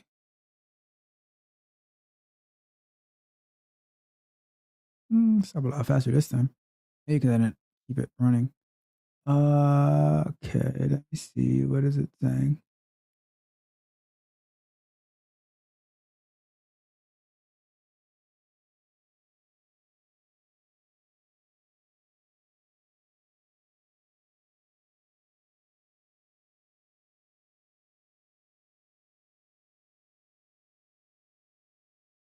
So we're gonna try something real quick. I'm going to comment out this code, right? So I just want to see if it's gonna get through. Oops. I want to see if it's gonna get through it, right? That way, if it can get through here, then we know that it's getting stuck on this request. And it's actually able to do like what it like. So because this is part of like troubleshooting, right? To see, because like we're trying to get this to work on the AWS. We know that it works locally, but now we need to get it to work there. So what we're doing is we're gonna comment out some code.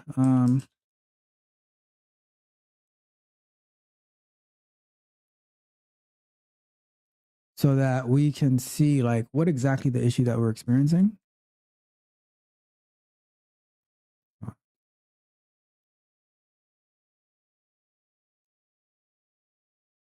And then commented out Selenium-Wire request. All right, so now let's push that.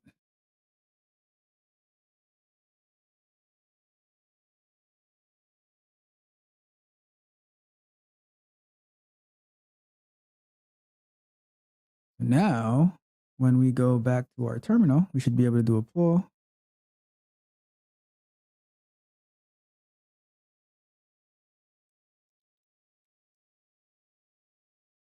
Okay, and if I do another one of these,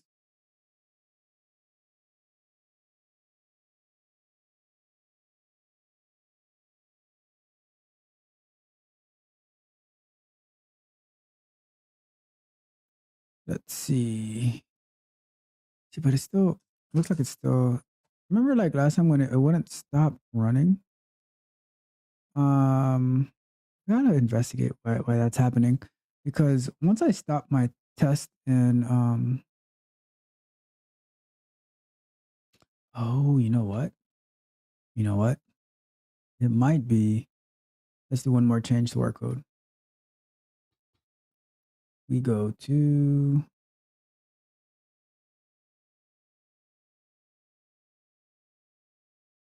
let's do. Oh, we got a bunch of stuff that's not working. Okay, so this code's not working. That's why. This needs to stay. We actually needed that. So okay. All right, let's do this. Let's keep it as that. That should fix that. And then I'm going to comment out this staying open thing.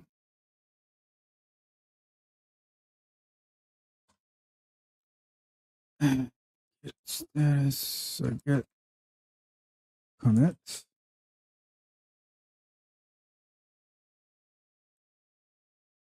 Fix issues. And let's push that.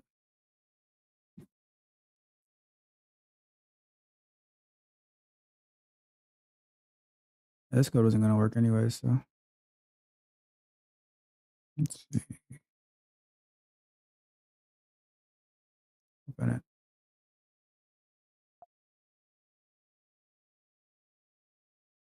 Minor froze server. All right, so what we're going to do, we are going to stop the server. We're going to make it bigger. So a couple of changes that we're making so we can try to alleviate some issues. We are going to stop this first. Instance state, stop instance. I believe we can make this instance bigger on the fly. Like we don't have to create a whole new one and do a bunch of stuff. So let's give that a try.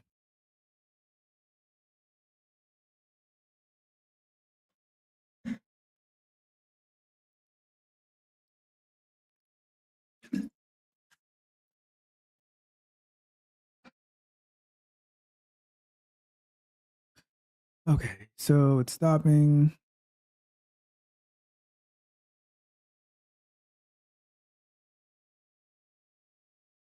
Right, don't have to worry about that for now. So what we want to do is instances.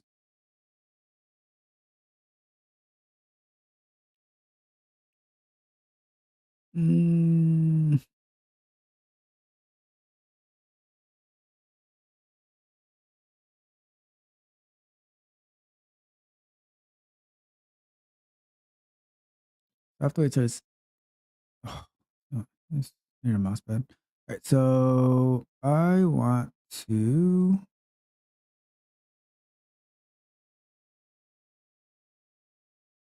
Once this is stopped, I want to see if I need to make it a bigger instance. So let me see if I'll be able to do that. All right, stopped. Let's go to this and let me see actions. Manage instance state, instance setting, image. Don't want to manage instance state. Oh, it's not done yet. Okay. So let's see. I believe once it's fully stopped, I should be able to make it a bigger instance. Let's see.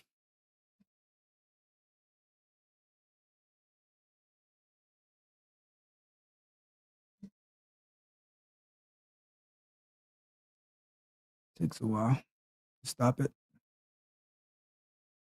All right, stop. So if I do actions, let me see, instance settings,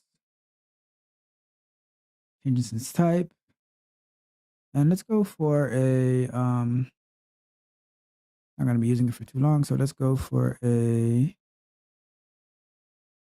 T2.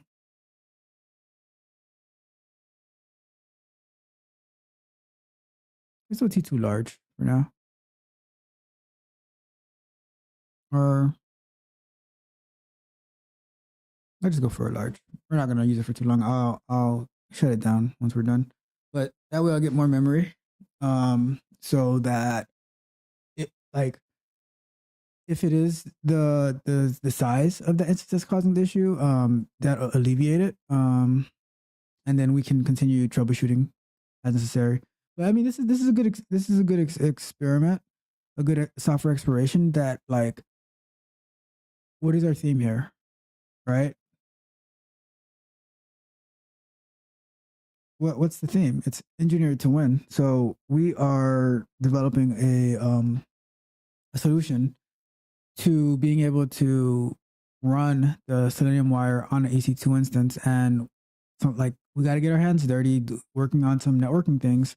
But you know, it is what it is, because at the end of the day, it's going to help serve for the greater good of being able to successfully test using Selenium-Wire and being able to capture those request headers and response headers and all of that good stuff. So let's give it a go. Let's launch this instance. So we are going to start the instance. Now it should be like more powerful. It's like when in Transformers, when Bumblebee upgraded to that newer Camaro, and it was like going crazy. So yep.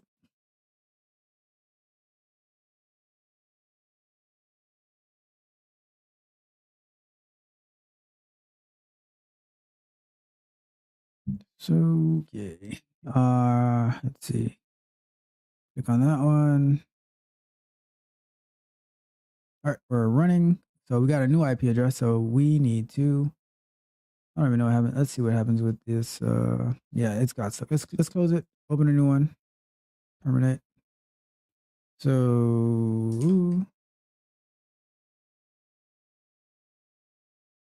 let's bring that over here. So there goes our IP. So let's do cd documents tcr. Lunch break, lunch break. Awesome. So let me just connect to it, and then we will take our break. So we need to do SSH -I and T. All right. And then we do EC2 user at, and then we copy our new public IPv4, paste that in here, and it's going to ask us to continue. We say yes, and we, cool. So now let's start up our Docker. Oops. And we're going to do this one. Docker start. All right, cool. So if we go to this new IP address, here, nope. New IP address.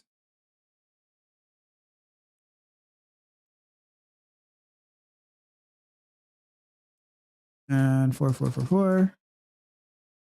All right, we got our new grid, and we have our updated code. So we will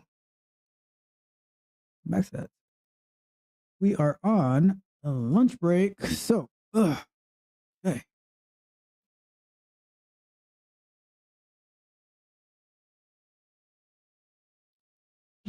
All right, so let's see. New comments to address. So we shall keep going. All right. So let's see here. Let me see.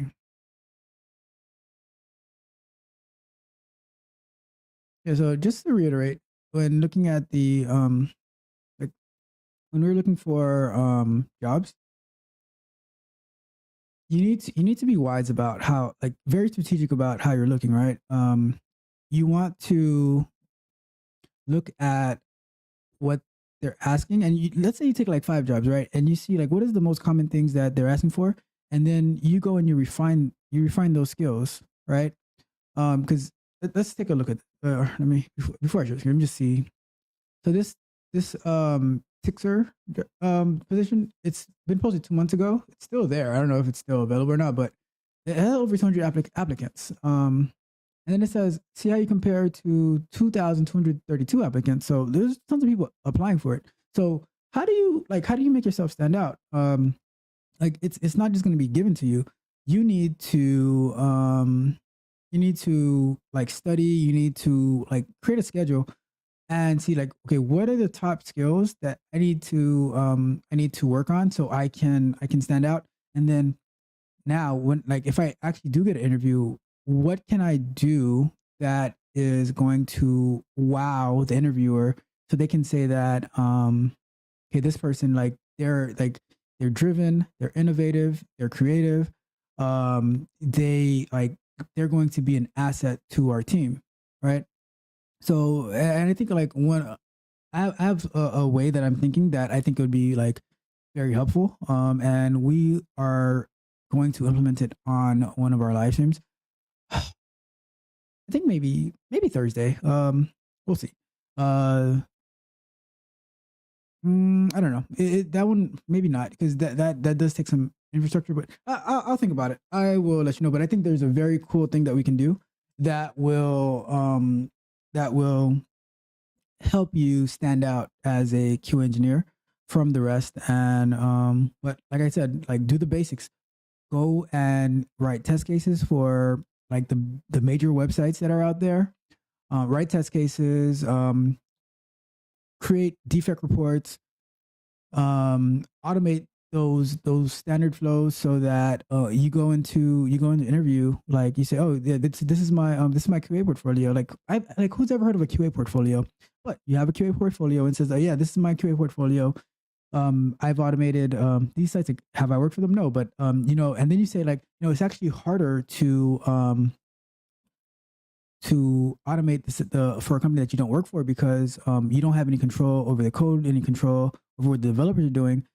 So you can't easily say, oh, can you add this test QA ID or this data QA ID so that we can like have these tags. Like, so you have to be even more creative with your XPath and CSS selectors, and that way you are marketing yourself, showing that like you are you're creative enough. You've done the work to show that like, hey, I'm willing to show how much I value the work that I do by putting this type of effort into it. So that's why I say like create your own QA portfolio, and then share it with the and if they give, imagine this, right? Let's say they give you a technical project to do, right? And they say, okay, I need you to go through this flow, write me test cases, and all that type of stuff, right? Not only can you add that to your portfolio, but you can say, okay, cool. Let's say you have a way that you track your test cases and everything for like your portfolio. You add that and you say, okay, yeah, like these are the ones that I've done, and I added yours to my portfolio.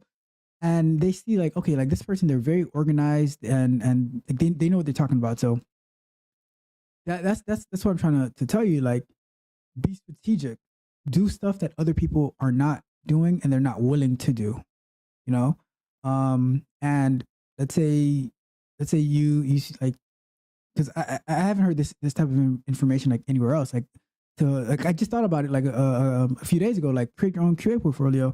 So let's say you start creating your own QA portfolio, then then you can stand out against your competition, because like this job right here, like this job right here, over 200 applicants, right? See how you compare this to 2,232. So if 2,232 people applied for this job, you have these are your competitors. It's not only companies that have competitors. It's not only people who. Get a move on. Back to work. Chop, chop. Let's go. Come on, get a move on. Back to work. Back to work. Back to work. Like I was saying, just because like those are your competition, it's not only the company that has competitors. You have competitors as well, because you know how many people, like if you're working in the IT industry and stuff, like especially in QA, you know how many people like want your job and they're waiting for you to slip up so they can have that opportunity. So you need to be on top of your skills. It's like nothing belongs to you. You don't deserve anything. You need to work and you need to continue to grow and enhance your skills so that you can stand out from the rest and you can continue adding value. You keep pushing forward. And that way, like the way that you add value is the way that you get kept, right? So always look to add value in anything that you do. Whatever it is that you do, make sure you're adding value, because you can and will be replaced. So enough of that. Let's keep going. So we have our grid here, and where is our? Okay, we have our grid and we have our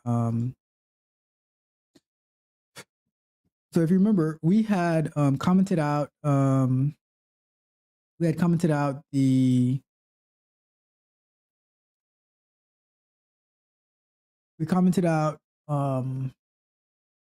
request portion of it, right? Because we just want to see if it's going to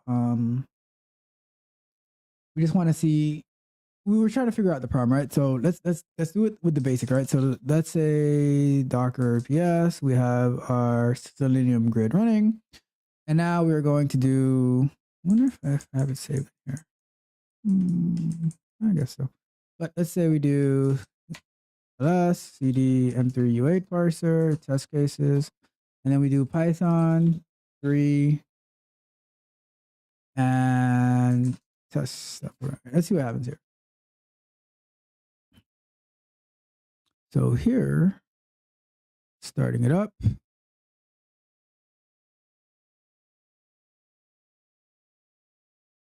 And let's say we go here.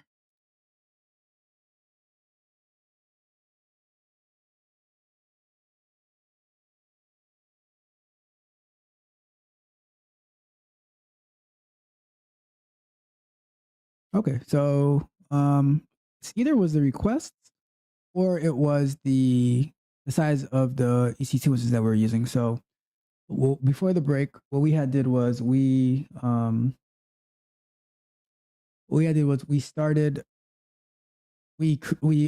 the size of our EC2 instance. Okay, so cool. We got an error.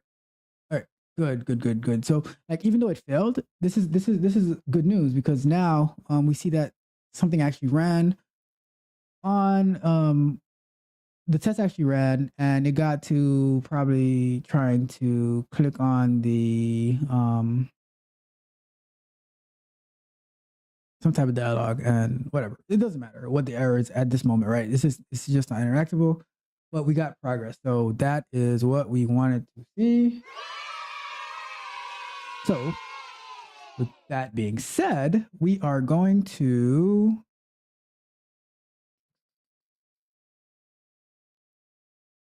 let's go back into our code and let's undo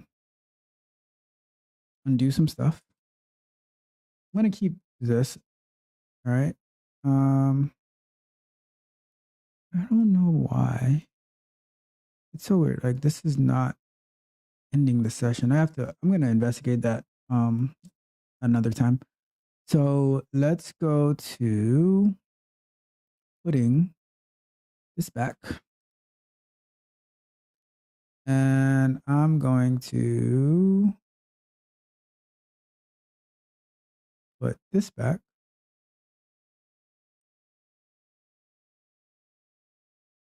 and this right here, and then comment this out.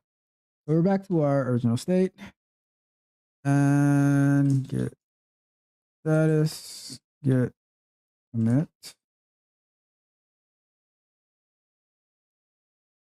That's flow grappling dash. The message is added back request response print. All right, so let's see. We did a couple of things. We upgraded the size and we added the port. So we're going back and forth to see what exactly was the issue and go from there. So git push.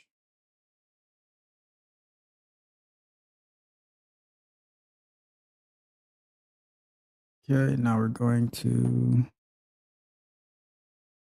get the latest. Try it one more time.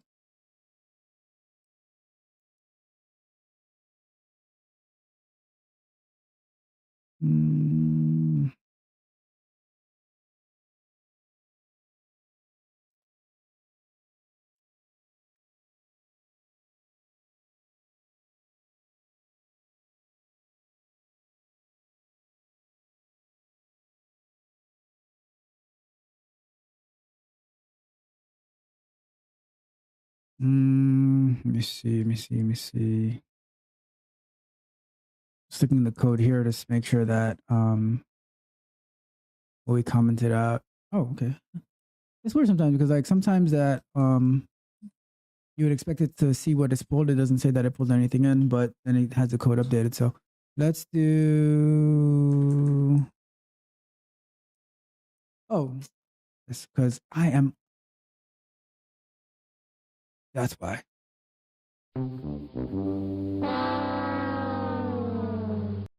Git pull. All right, cool. There we go. So now let's see what happens here. I don't know if it's gonna run though because this thing looks like it's still running. I wonder if I could stop it.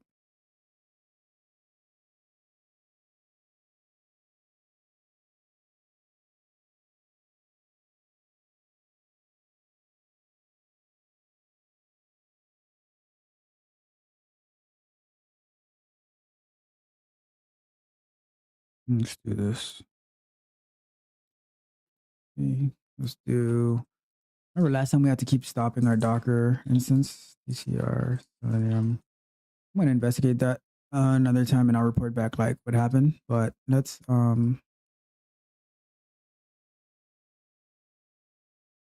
goal of this is to get this to work on the AWS EC2, and then we can figure out the other stuff later.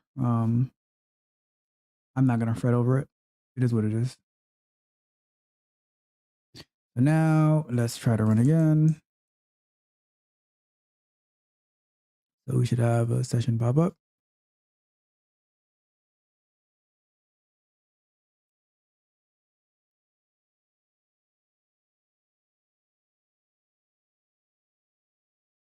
So if our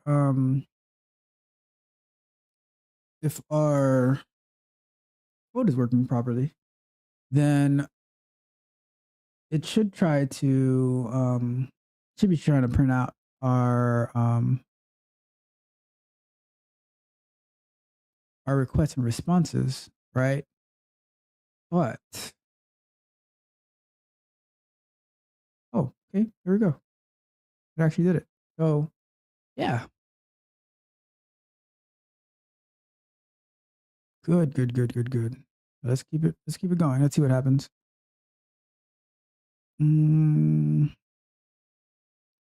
So now when it's here and trying to run it, it is saying that element is not interactable.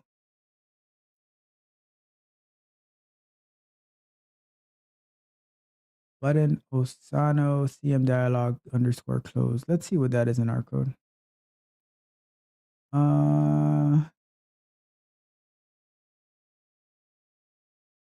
So in our code, because what we can do, we can fix it here.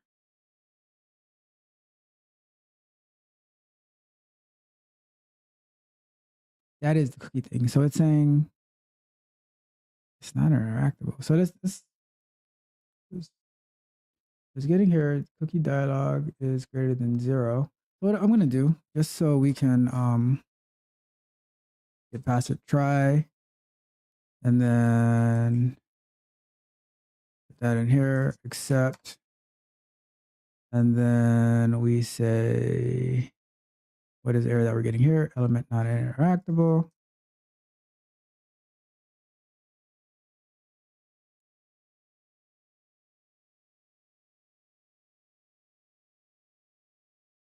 Right, so we do that, and we say print continuing to next step. All right, that's just a quick way around it. Like if we get that, if it's trying to do this and it's saying that the element's not interactable, it's pretty much just going to do a try, and if it doesn't, and if it gets the exception of element, that's not the one we want. Element not, where are you? This is element not interactable exception.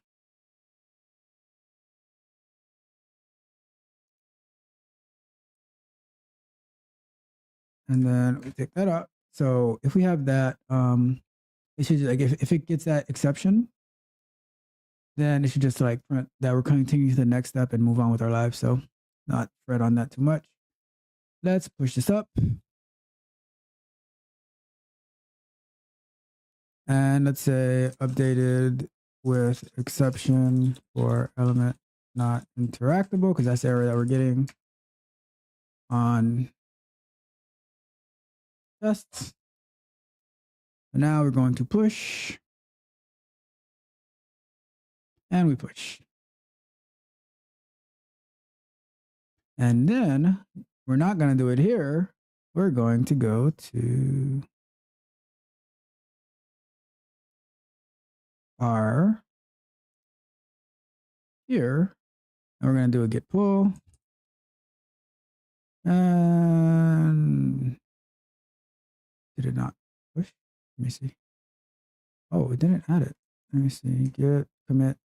Oh, because, oh, goodness gracious.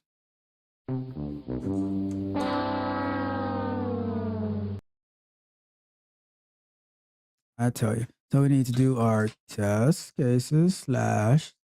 Right, now we push.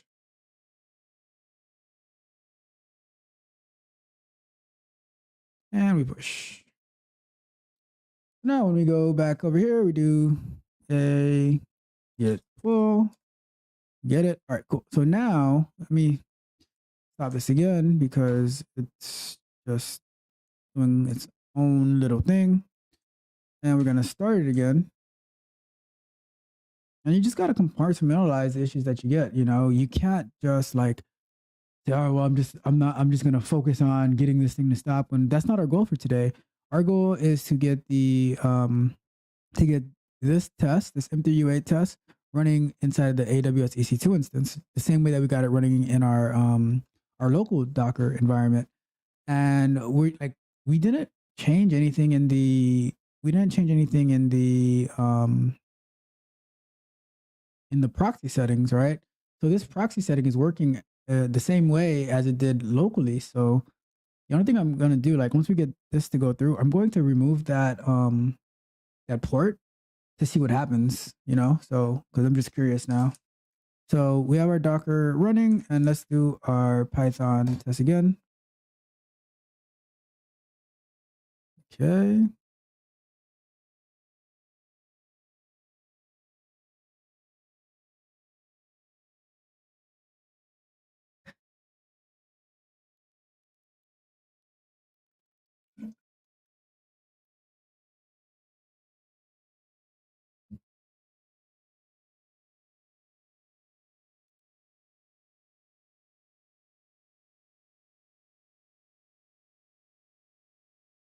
I'm thinking it was the T2 micro EC2 instance that was too small for us. And that's why I was getting stuck.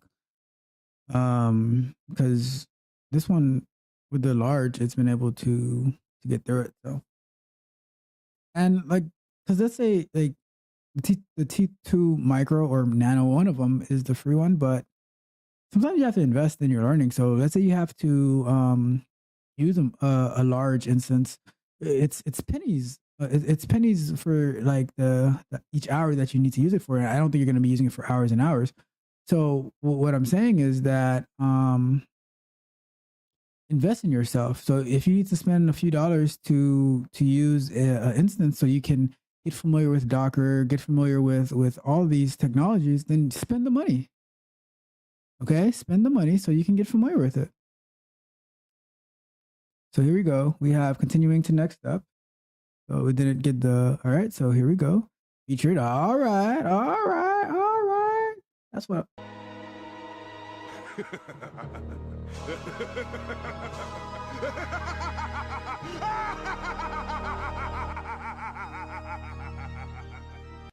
Yep.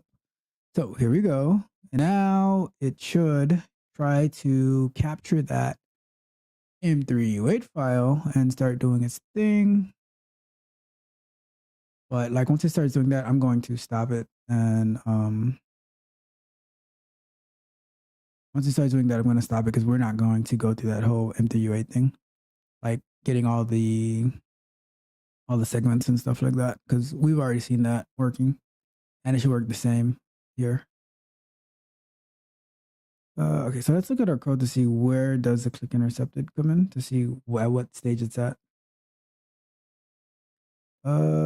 Click intercepted. So here, featured video thumbnail. So we got it, this part done. Oh, it's waiting 60 seconds. Okay, I got you.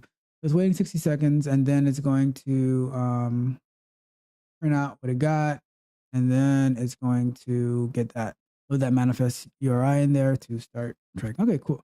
So, man, it's a long time wait, but it is what it is. Oh, let's see what happened here. So it printed everything out, and then it said that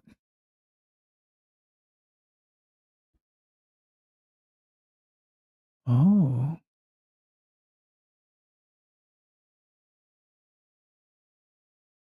did it print out my M3U8 file though?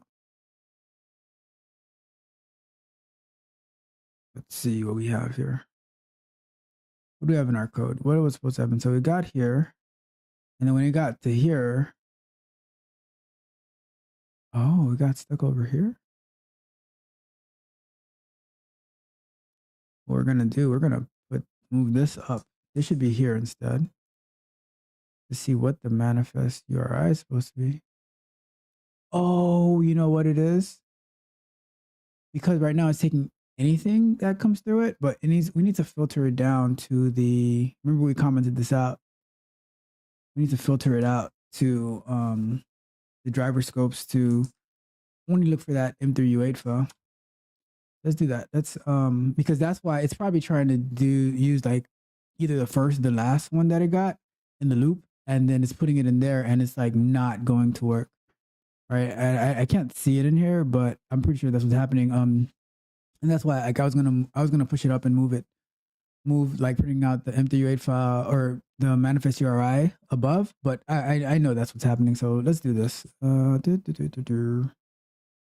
So that deserves a, so its status. All right, so git commit and test cases, successful grappling, added the scope. And when you're doing your git comments, is like try to be somewhat descriptive of like what the general commit is about. Try not to have like too large of commits. Commit often, just so you can, you know, like with the little incremental changes that you made. So added the Selenium-Wire scopes to limit the results to the M3U8 URL. So now we should filter that out, and then I also moved the manifest URI to print like above when it tries to load it into the parser. So okay, so now we're gonna push that up.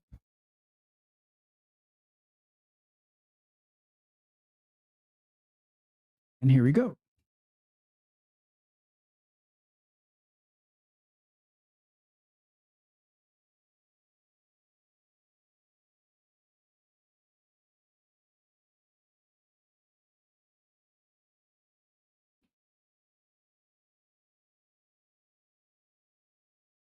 Okay, so now we're going to go back to our terminal and we are going to pull.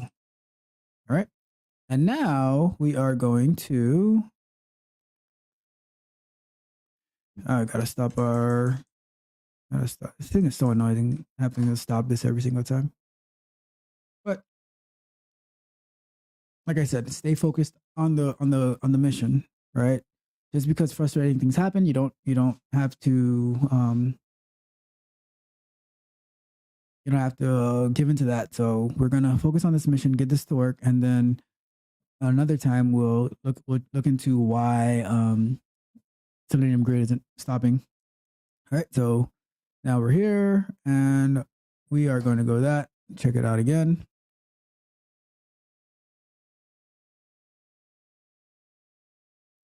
And you see how like there was a lot of infrastructure at the beginning that was involved, but we kind of got the infrastructure right. Now we're working on the code. So and that's like the way that you flow as a QA engineer between setting up the right tools that you need to get things to work, and then the code of like once you have like the code of your test to be able to work too. So it's like you're flowing in between back and forth. We're doing like a lot of infrastructure. Every time we have to do the Docker start and stop, that's part of the infrastructure stuff, right? Where we have to figure out like why the Selenium the Chrome that it's running on doesn't stop once the test fails, right? But then we also have to update the code to do certain things so we can see like certain logging and stuff. And that's the dynamic part of being a QA engineer, is where you can where you flow between all these states, you know. And that's why like critical thinking is like so important in the work that we do. So keep that in mind. So now it should go and it should get to the watch page.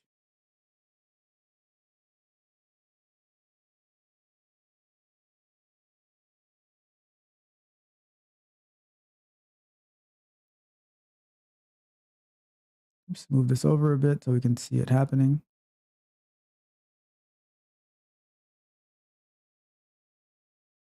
So there it goes, printing out our requests and our responses. I'm surprised I even printed this out because it's I have it limiting it to just searching for the M3U8 file. So that one got through, but typically it wouldn't. Now it's gonna wait like a minute. And this cool little package that I found where it's like a loading thing where like when things are taking a while. Lunch break. Break time. When things are taking a while, it'll show like a little loading status thing. Probably add it to. I think it'll be a cool thing to add if it works correctly. It'll be a cool thing to add to like things that have certain wait times and stuff. But let's see this and then we'll go on our break. And I think we're almost done for today as well. We're at the end, like we're just waiting to see it go through the see it get to the M3U8 part where it's like parsing. All right, there it goes. Like so yeah, it was that filtering. So we got that M3U8 in there, and now I see it going through all of this. And I don't even know how long this video is to say that how long it's gonna take.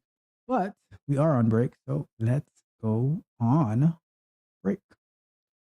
So over. Okay, cool. So turn that right there. All right, perfect. So yeah, like it's actually, I'm looking at it here on the other monitor and it's going through. It's pulling all the segments for the submission week on Flow Grappling.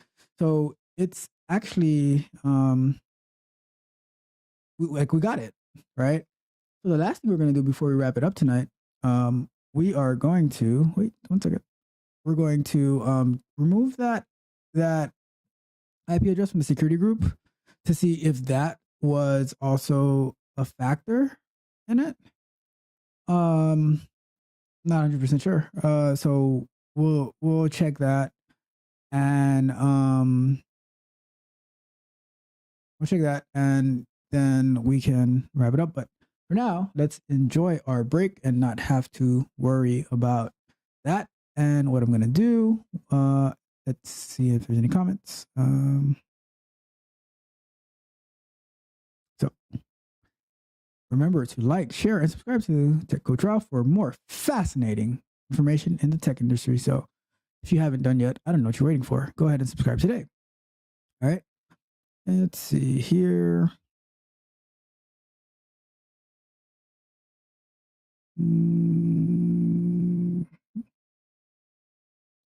All right, so let's continue looking at the job posting.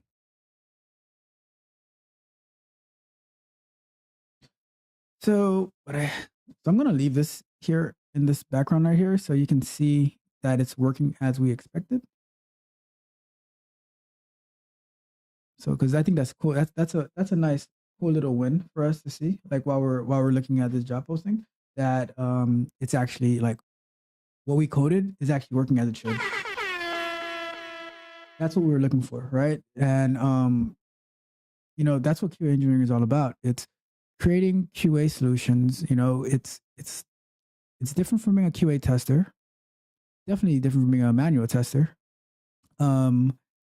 It's different than being a software developer that's in test. It's very different because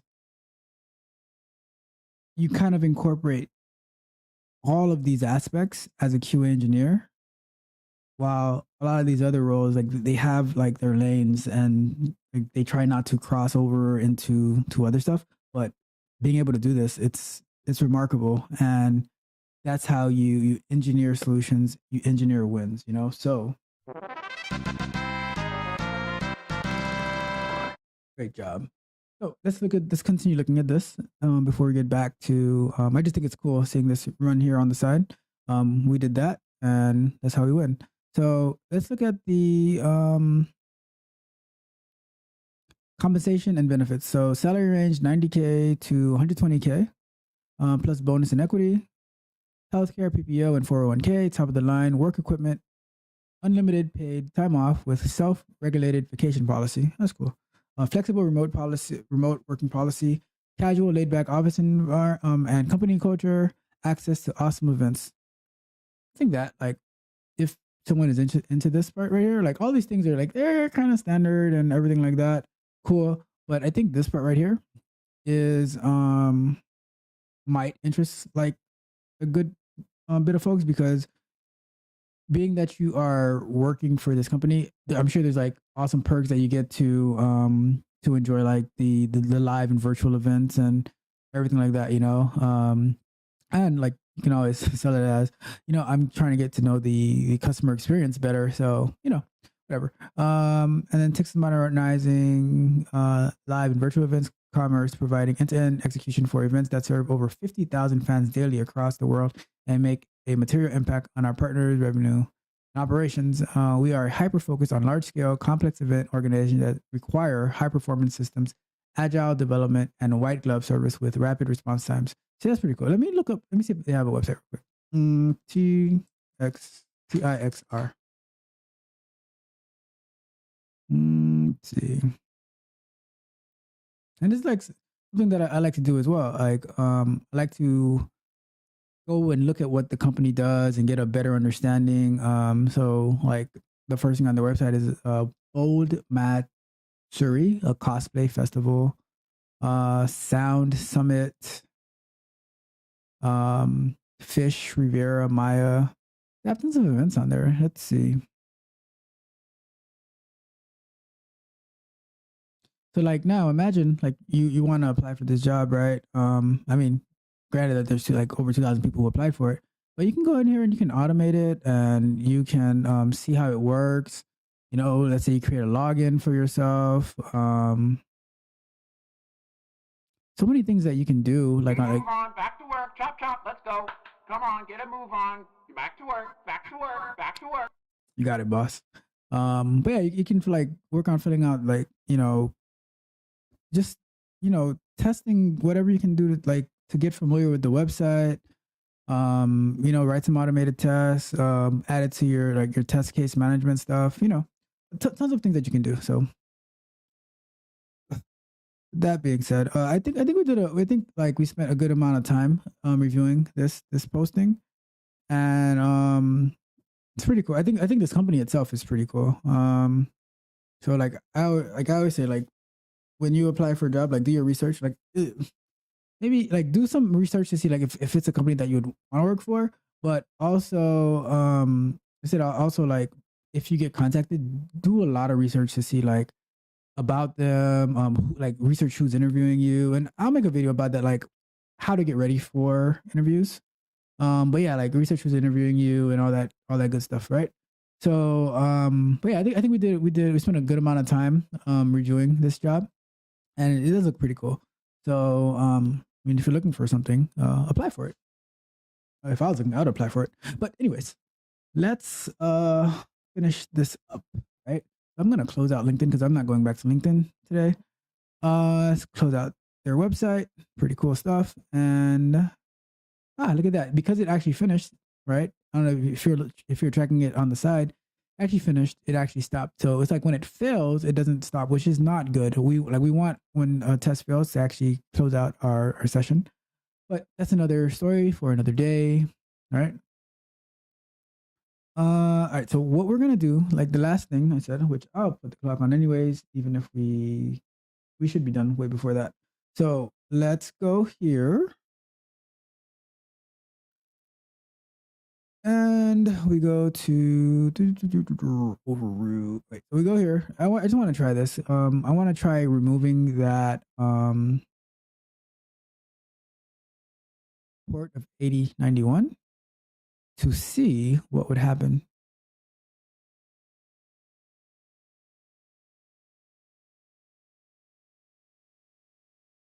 You know what? I think that is not necessary because thinking back on when I had to try this in a different environment, I don't even think I had access to the security group to be able to add that port. But just for our own confirmation, we are going to edit the inbound rule, and we are going to remove 8091, and it should be able to work exactly as it worked the previous time. Let's close that out. Go here. Let's go here. Let's run it one more time. 63 segments. And they should be running on 4 minute or 4 second per 5 videos. So, okay. So let's see. It's running. And that's one of the cool things about having the Selenium Grid is that we can log into it to see what's going on, you know, very helpful. So let's see here.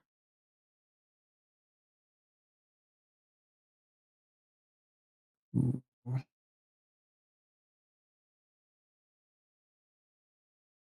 All right, so it's running.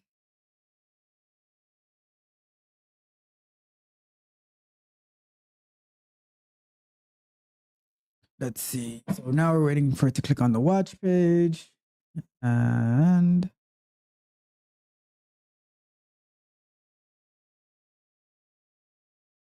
I think it takes long to load because of that whole security stuff. Because you know it's a proxy, so sometimes it's like, oh, it's a bit difficult, but it is what it is. We're here. We're here for the long run because we are learning and we are creating innovative solutions, and we got time, you know. We always achieve our goals. It might not be right away, but at the end of the day, we achieve our goals, and that's what matters to us most. So we're here. Yep, it's gonna work. So we didn't need. So it was so that issue that we're having. It was the size of the EC2 instance that was slowing us down, and that's why it was crashing. Didn't have anything to do with the port. Didn't have anything to do with commenting out any code. It was just that. So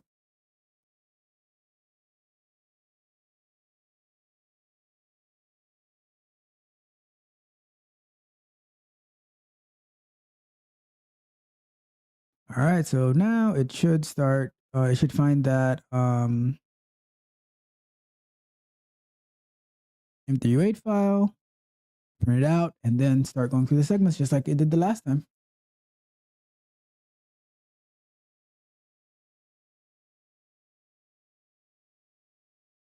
Let's see.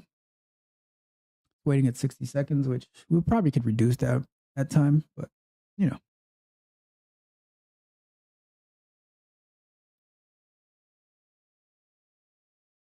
Yeah, like I mean, you see how we build upon our wins.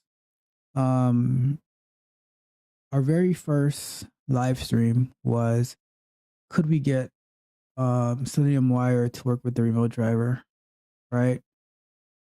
And it was like we tried, like we were trying different configurations and nothing was happening, right? We see how fast it's going is because it's now they're cache hits. So because they're cache hits, it loads so much faster.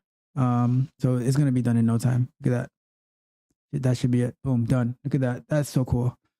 Tell me that's not cool.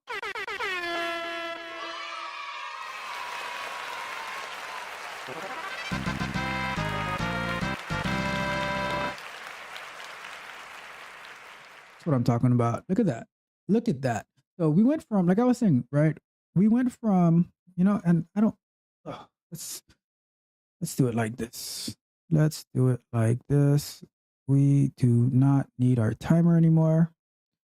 And we can pause that. Let me make sure it paused. Yep, it paused. All right, cool. So what I was saying is, in our very first live stream, very first, we wanted to, we were troubleshooting Selenium-Wire to see if we could get it to work with the RemoteDriver, any RemoteDriver. We just wanted it to work with Selenium Grid. And for the life of us, we couldn't figure out what the configuration should be. Does it mean, like, is it the hub URL? Like, what is that proxy? Like, we couldn't figure out that proxy, right? And the documentation was not that clear. So what we had to do was we had to investigate. And I went away. I did different shows, different topics, different live streams. But in the background, I said, this is not going to defeat me. I'm going to figure out how to get Selenium-Wire to work with the RemoteDriver, and that's what we had to do. We spent time, and we different configurations connecting to AWS, all of that, and now we went from not being able to use it with the RemoteDriver and Selenium Grid at all to getting it to work on our local computer, right? Like where we set up a Docker instance of Selenium Grid, whether you're using like the Selenium arm because you have like the M2 chips, or you're using the regular Selenium one because like you have like Intel or Linux or whatever, or Windows, whatever it is that you're using, right? But so we got it to work that way, right? And then we said, all right, now that we got it to work on our local instance or our local machines using Docker and the RemoteDriver, now we need to get it. We need to progress. We're always progressing. Like, if you're not moving forward, you're moving backwards, right?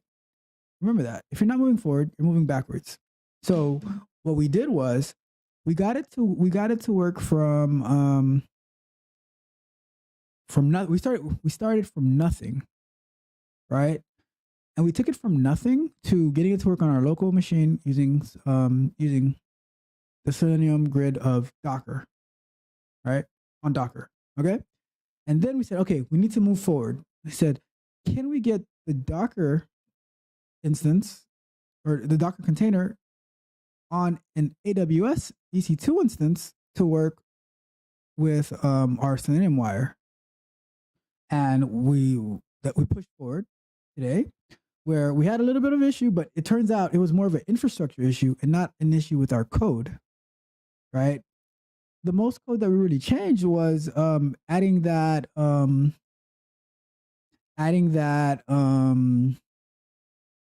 exception that if it can't interact with the cookie thing, then to ignore it and keep going.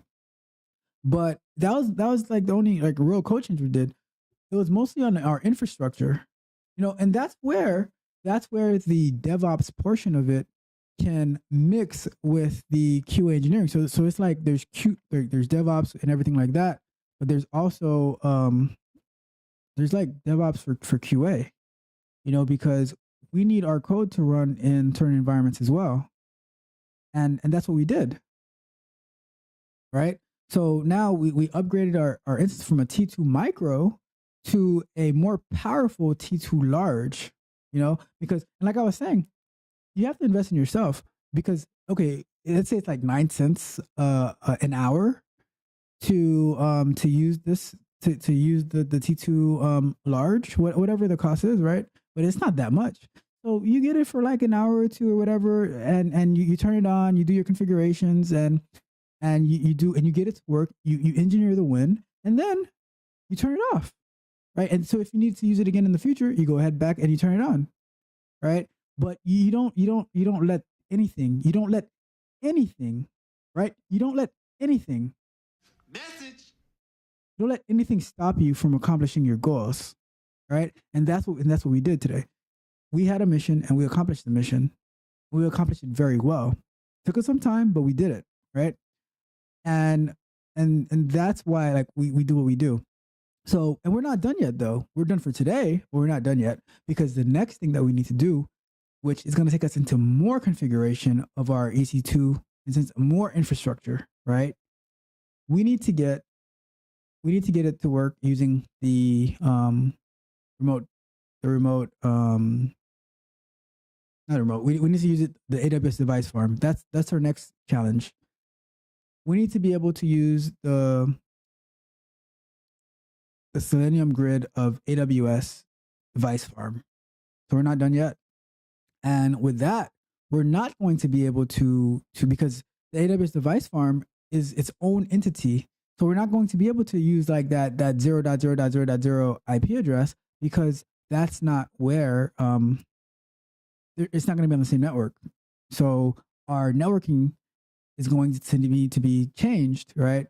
So we're going to have to do some more infrastructure stuff, and that's what we're going to do next week, right? So and that's where the lines blend between, like, and that's what it means to be a QA engineer. You're not just a developer who's like, writing code, committing code, and saying, all right, you go and you do whatever you want with it. Or you're not just a tester who's like, oh, I go through here, oh, it doesn't work. I let me report it, and let me just sit quiet and wait until I get it back saying it's fixed, and then I just go do my little regression test and all that stuff. It doesn't work that way. Okay? The way that it works is with QA engineering, like, you engineer solutions, you engineer QA solutions, and that's what you can see that we did here today, right? The lines blur, but that's the beauty of it. You never get bored in that instance. You do what you got to do to win. And that's why we are engineered to win. Got me? I don't know. Tell me what you think. Did you enjoy this exercise that we did? Are you looking forward to the one next week where we push it further, where we're going to implement the testing on the AWS device farm? I can't wait for that. I love the AWS device farm. From like when I had to use Sauce Labs and it was like, oh, driving me crazy, to being able to use the AWS device farm, it's going to be amazing, I must say. So anyways, that's where we're at for today. Let's see.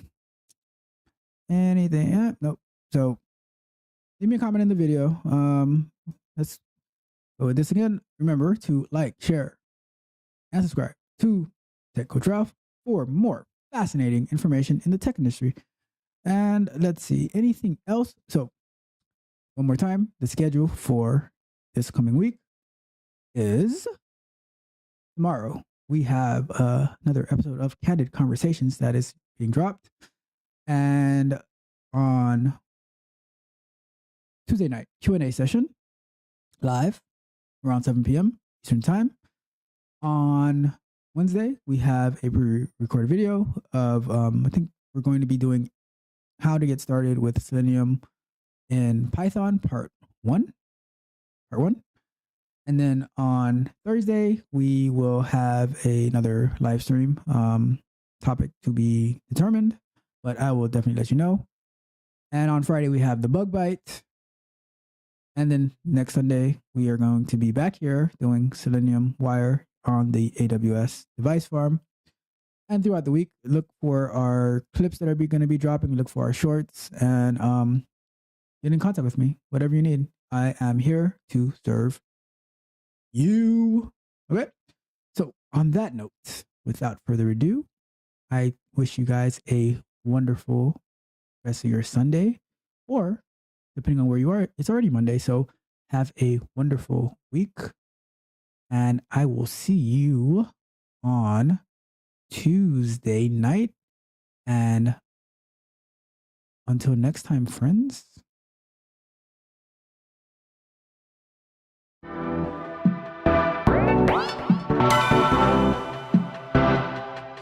You might think that getting into the IT field is impossible without a computer science degree, but Tech Coach Ralph is here to prove you wrong. Get ready for some jaw-dropping revelations on how to break into this lucrative industry. Listen up, tech enthusiasts! Are you ready to break through into the IT field, but feel like you need a computer science degree to make it happen? Think again! Tech Coach Ralph has some exclusive, mind-blowing secrets to share with you.